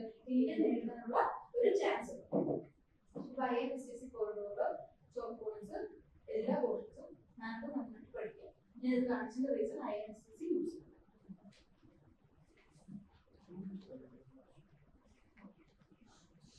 ഇതാണ് threat to India's to the international north-south transport corridor. India has heavily invested in the Chabahar port in Iran and the INSTC to create a multi-modal trade route to Europe and Central Asia that bypass Pakistan and Suez Canal. ഇവിടെ എന്താ സംഭവിക്കുക? Iran Armenian link എന്ന് പറയുന്നത് INSTCയുടെ ഒരു key branch ആണ്. From Iran through Armenia to Georgia and Black Sea. നേരത്തെ കാണിച്ച ഫിഗറിൽ യെല്ലോ ലൈൻ. ഓക്കെ, എന്നുവെച്ചാൽ ഇവിടുന്ന് ഇവിടം വരെ വന്നിട്ട് നമുക്ക് ഇങ്ങനെയും എന്ത് ചെയ്യാൻ പറ്റും? INSTCയുടെ ഭാഗമായിട്ട് ട്രാവൽ ചെയ്യാൻ പറ്റും. അതൊരു റെയിൽ റൂട്ടാണ്. ഇതെന്താണ് നമ്മുടെ INSTCയുടെ ഇമ്പോർട്ടന്റ് ഒരു പാർട്ടായിരുന്നു. The central corridor run along the Armenian-Iran border. If Azerbaijan with Turkish backing gain control over this area, ഒരു കൺട്രോൾ കിട്ടിയാൽ നമുക്ക് എന്ത് ചെയ്യാൻ പറ്റില്ല? ആ റീജിയനിൽ നമുക്ക് കോർപ്പറേഷൻ ആയിരിക്കും. അതുപോലെ തന്നെ നേരത്തെ പറഞ്ഞ ഇറാനോ അർമേനിയോ വിഡ്രോ ചെയ്താൽ നമുക്ക് എന്ത് ചെയ്യാൻ പറ്റും? ഒരു പ്രോപ്പർ ചാനലിംഗ് നമുക്ക് ഉണ്ടാവില്ല ത്രൂ ദിസ് ഏരിയ. സോ അതാണ് നമുക്ക് നേരിടുന്ന പ്രശ്നം. ഓക്കെ, നമുക്ക്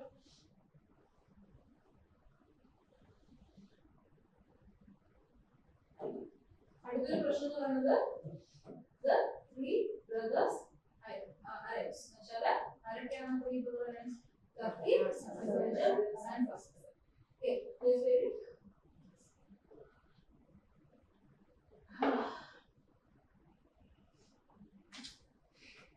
Essential corridor എന്ന് പറയുന്നത് ഒരു പാൻ ടർക്കി പ്രൊജക്ട് ആണ്. അപ്പൊ എന്ത് സ്ട്രെങ്ത് ആവും?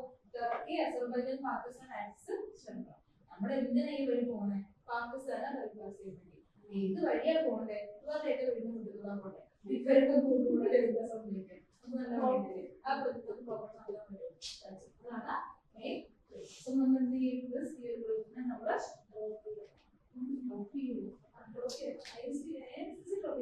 നമ്മൾ ഈ പറഞ്ഞ സെഞ്ചുർ കോറിഡോറിനെ നമ്മൾ എന്ത് ചെയ്യും? അത്രയും കൂടെ പ്രോത്സാഹിപ്പിക്കില്ല.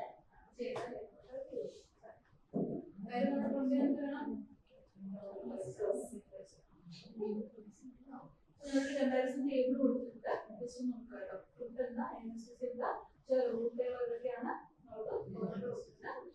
ഈ പ്രൈവറ്റ് വരാൻ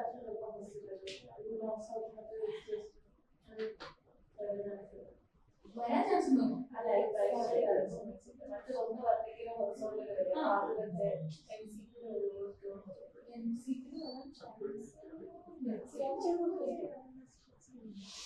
ഇല്ല പ്രൊപ്പോസലാണ്. ഇല്ല Operation Sindhu. Operation Sindhu എന്തായിരുന്നു? A large scale humanitarian mission launched by the government of India to evacuate citizens from the conflict zone during the 12-day war between the Israel and Iran. നോക്കൂ എന്താണ് ഏകദേശം 4000ഓളം Indian national സ്റ്റുഡൻസിലേക്ക് ജോലി നടന്നത്. അർമേനിയയുടെ critical role എന്തായിരുന്നു? Since Iran airspace was initially closed, the first batch of 100 Indian students were evacuated via the land route through Armenia. This country map ചെയ്ത് government അർമേനിയയും ഇറാനും തമ്മിൽ അടുത്താണ്. അർമേനിയ എന്താണ് ഈ പറയുന്ന ഇറാനിൽ നിന്നാണ് ഇവാക്യുവേറ്റ് ചെയ്യേണ്ടത്. ഇറാന്റെ എയർസ്പേസ് ക്ലോസ് ആണ്. എന്ത് ചെയ്യണം? തൊട്ടടുത്ത ലാൻഡിലേക്ക് കൊണ്ടുപോകണം. ഇതാണ് അർമേനിയയിലേക്ക് കൊണ്ടുപോകുന്നു. അപ്പൊ ഇത് വഴിയാ നമുക്ക് ഓർമ്മയില്ലേ? ഇതാണ് അർമേനിയ, ഇതാണ് ഇറാൻ. Central corridor അല്ലേ? ഈ പക്കത്തിൽ നമുക്ക് കൊണ്ടുപോകുന്നത്. Indian mission in Tehran, there's Yerevan region. അർമേനിയയുടെ ക്യാപിറ്റൽ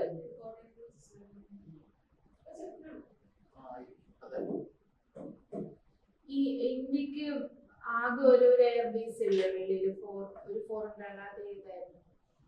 അതെന്ത് യൂസ് ചെയ്തിട്ടാണ്? അർമേനിയയിലാണോ അതോ തജിക്കിസ്ഥാനിലാണോ?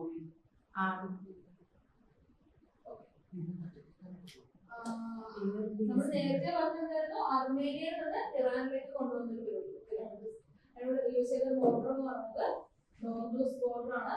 ഫസ്റ്റ് ക്രോസ് ചെയ്തത് നിങ്ങൾ കാണുന്ന ബോർഡർ ആണ് നോർത്ത് ബോർഡർ. പിന്നെ അതിനുശേഷമാണ് ഇത് ക്രോസ് ചെയ്തത് സെൻഷ്യൻ ബോർഡർ ക്രോസ് ചെയ്തത്. First border north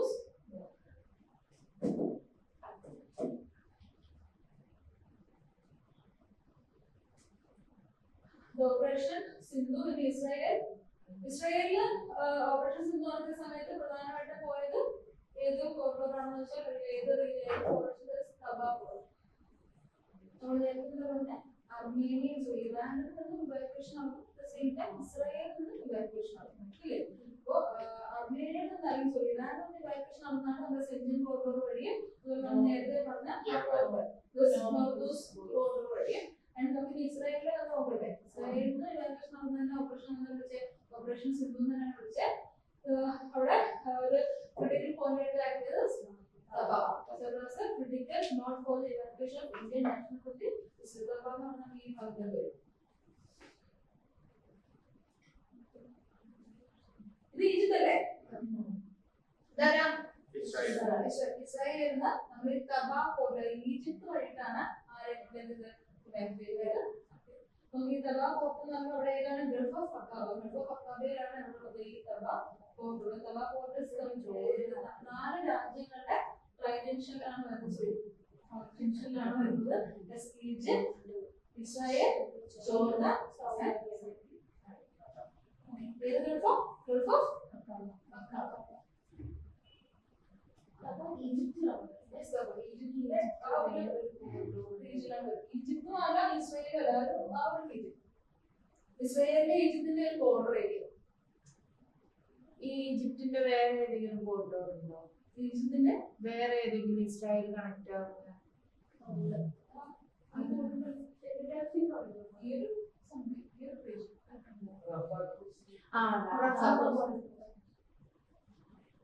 Indian citizens were first across the Taba border from Israel into Sinai, Egypt, and eventually moved to the Sharm el-Sheikh.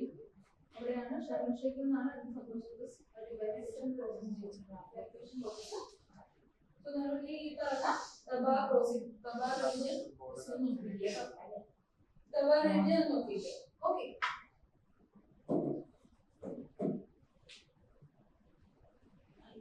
There was a small Egyptian resort, so Egyptian town ആണ്. The southern tip of the Gulf of Aqaba.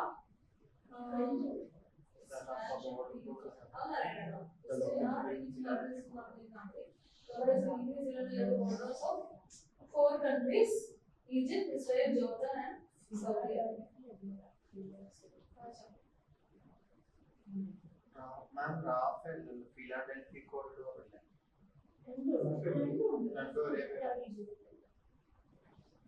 അടുത്ത നേരത്തെ ട്രിപ്പിന്റെ കൂട്ടത്തിൽ രണ്ടാമതൊരു സാധനം ഉണ്ടെന്ന് പറഞ്ഞില്ലായിരുന്നു. എന്തായിരുന്നു നമ്മുടെ Azerbaijan connectivity project. Azerbaijan Turkey connectivity പ്രോജക്ടിന് 2 പാർട്ട് ഉണ്ടെന്ന് ഞാൻ പറഞ്ഞിട്ടുണ്ടായിരുന്നില്ലേ? ഒന്ന് ട്രിപ്പും 2 മിഡിൽ കോറിഡോറും. അതിനകത്ത് വലിയ ഡീറ്റെയിൽ അറിയേണ്ട ആവശ്യമില്ല. ഒന്ന് പറഞ്ഞാൽ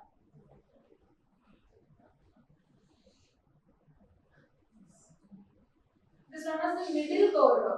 Middle corridor എന്നാണ് അറിയപ്പെടുന്നത്. It is an active multi-modal trade route connecting China, Europe via Central Asia, the Caspian Sea. നമ്മൾ ഏതൊക്കെ നോക്കും? എന്താണ്?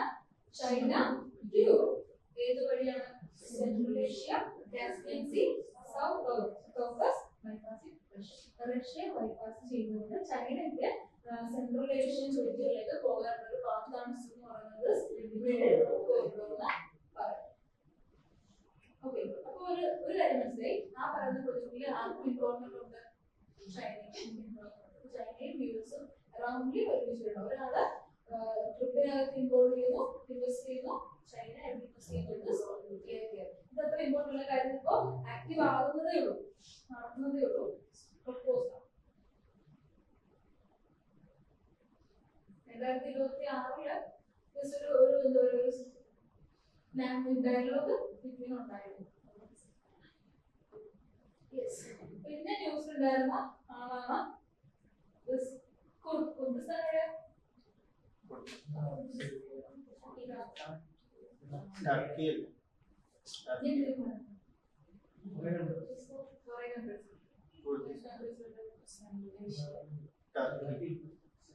സിറിയയിലുണ്ട്, ഇറാഖിലുണ്ട്, ഇറാനിലുണ്ട്, അർമേനിയയിലുണ്ട്. ആർമേനിയയിൽ കുറച്ച്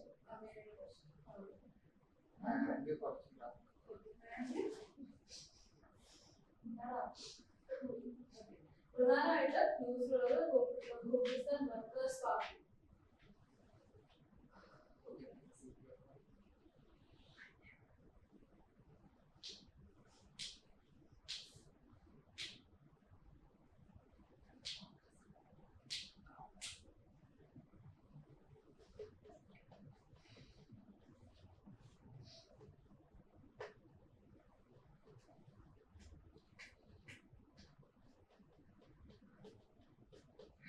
ഈ PKK എന്ന് പറയുന്നത് കുർദിസ്ഥാൻ വർക്കേഴ്സ് പാർട്ടിയും PKK പ്രധാനമായിട്ട് അസോസിയേറ്റ് ചെയ്ത് ടർക്കി റീജിയൻ. ടർക്കി റീജിയനിലെ കുർദുമായിട്ട് അസോസിയേറ്റഡ് ആണ് PKK എന്ന് പറയുന്നത്. PKK എന്ന് വെച്ചാൽ എന്താ? കുർദിസ്ഥാൻ വർക്കേഴ്സ് പാർട്ടി എന്നാണ് PKKയുടെ ഫുൾ ഫോം വന്നത്. Kurdistan workers party. ഓക്കെ, ഇത് എന്താ ന്യൂസിൽ ഉണ്ടായിരുന്ന സംഭവം എന്ന് വെച്ചാൽ ഇതിന്റെ ഒരു ഹെഡ് ഉണ്ടായിരുന്നു. അദ്ദേഹത്തിന് പിടിച്ച് ജയിലിട്ടു. അബ്ദുള്ള അദ്ദേഹത്തിന് പിടിച്ച് ജയിലിട്ടു. ജയിലിട്ട് കുറെ കഴിഞ്ഞ് ജയിലിൽ കിടന്നത് പുള്ളിക്ക് ഒരു വെളിപാടുണ്ടായി. പുള്ളി ഇങ്ങനെ ആൾക്കാരെ വിളിച്ച് പറഞ്ഞു നമ്മളെ നമ്മൾ നിർത്തിക്കോ, 19 വർഷമായില്ലേ, ഇനി പരിപാടി വേണമെന്ന് പറഞ്ഞിട്ട് അവരാ പറയുന്ന അവർ ഇൻസർജൻസി സ്റ്റോപ്പ് ചെയ്യും. എന്നിട്ട് ടർക്കിയെ ടെറർ ഫ്രീ ആക്കുക എന്നത് നമുക്ക് തന്നെ വെളിപാട് ഇതേപോലെ അതായത് ന്യൂസ് നല്ല അടിയിരുന്നു. പട്ടിണി കിട്ടുമെന്ന് പറയുന്നത് എന്തായാലും പുള്ളിക്ക് വെളിപാടുണ്ടായി. പുള്ളി പറഞ്ഞു നമുക്ക് എന്ത് ചെയ്യാം, ആ പറയുന്ന നമുക്ക് ആ ഒരു പാർട്ടിനെ തന്നെ ഡിസോൾവ് ചെയ്ത് വിടാം, എന്നിട്ട് നമുക്ക് ടർക്കിക്ക് ശാന്തി സമാധാനവും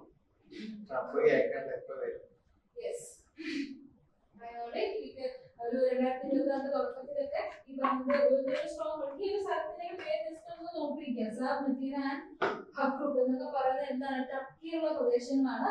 അവിടുത്തെ കുർദുകൾക്ക് ഇൻഫ്ലുവൻസ് ഉള്ള റീജിയൻസ് ആയിരുന്നത് സാബ്, മദീന ആൻഡ് ഹക്രൂക്ക് എന്നൊക്കെ പറയുന്നത് എവിടത്തെയാണ്? ടർക്കിയിലുള്ളതാണ്. അവിടുത്തെ കുർദ് മേഖലകളാണ്. ഓക്കെ,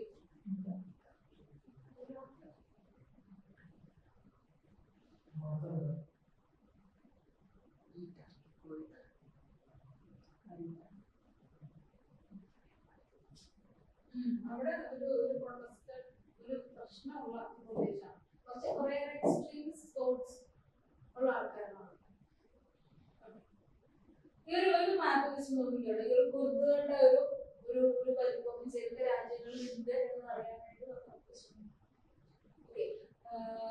ടർക്കിയിലെ കുർദുകൾ മാത്രമല്ല ന്യൂസ് ഉണ്ടാകുന്നത്.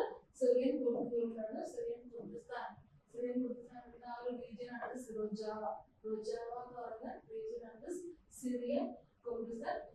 മെയിൻലി വരുന്നത് north eastern part of Syria. സിറിയയുടെ നോർത്ത് ഈസ്റ്റേൺ പാർട്ടിലാണ് സുജാവ റീജിയൻ. അവിടെയാണ് ഈ ഒരു സിറിയൻ കുർദിസ്ഥാൻ എന്ന് പറയുന്നത്. സോ സിറിയയിൽ ഉണ്ടായിരുന്ന ഒരു വലിയൊരു നേതാവായിരുന്നത് ബാഷർ അൽ അസദ്. അദ്ദേഹത്തിന്റെ ഒരു എന്താ പറയാ ഒരു മൊമെന്റ് 2024 ഈ പറയുന്ന പുള്ളിക്കാരന്റെ ആ ഒരു ഭരണത്തിലൊരു വീഴ്ചയുടെ ആ വീഴ്ച വന്ന സമയത്താണ് സിറിയൻ കുർദുകൾ കുറച്ച് സ്ട്രോങ് ആയി മാറിയത്. ആൻഡ് ലേറ്റർ പിന്നെ ഇദ്ദേഹം ഈ പറഞ്ഞ അമേരിക്കയുടെയും അതുപോലെ തന്നെ വീണില്ല.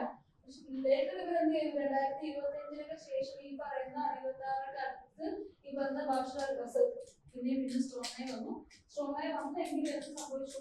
ഒരു ന്യൂ സിറിയൻ ട്രാൻസിഷണൽ ഗവൺമെന്റ് എവിടെ ഫോം ആയി? ഈ പറയുന്ന സിറിയൻ റീജിയനിൽ ഫോം ആയിട്ടുണ്ടായിരുന്നു വിത്ത് ദ ഹെൽപ്പ് ഓഫ് ടർക്കിയുടെ ഗവൺമെന്റ് ഫോം ചെയ്തിട്ടുണ്ടായിരുന്നു.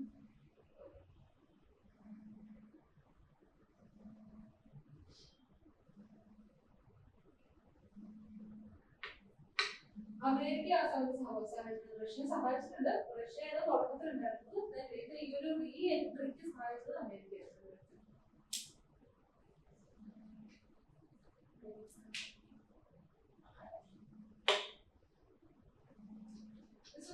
ഇത്ര വലിയ ഫാക്ട്സ് അറിയാനില്ല.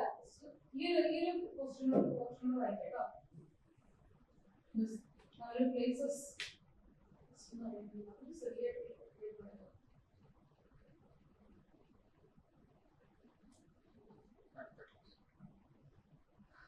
ഇന്ത്യ ബാംഗ്ലൂർ വിശേഷം അത്യാവശ്യം കാര്യങ്ങൾ പറയാതെ നാളെ പറയാം.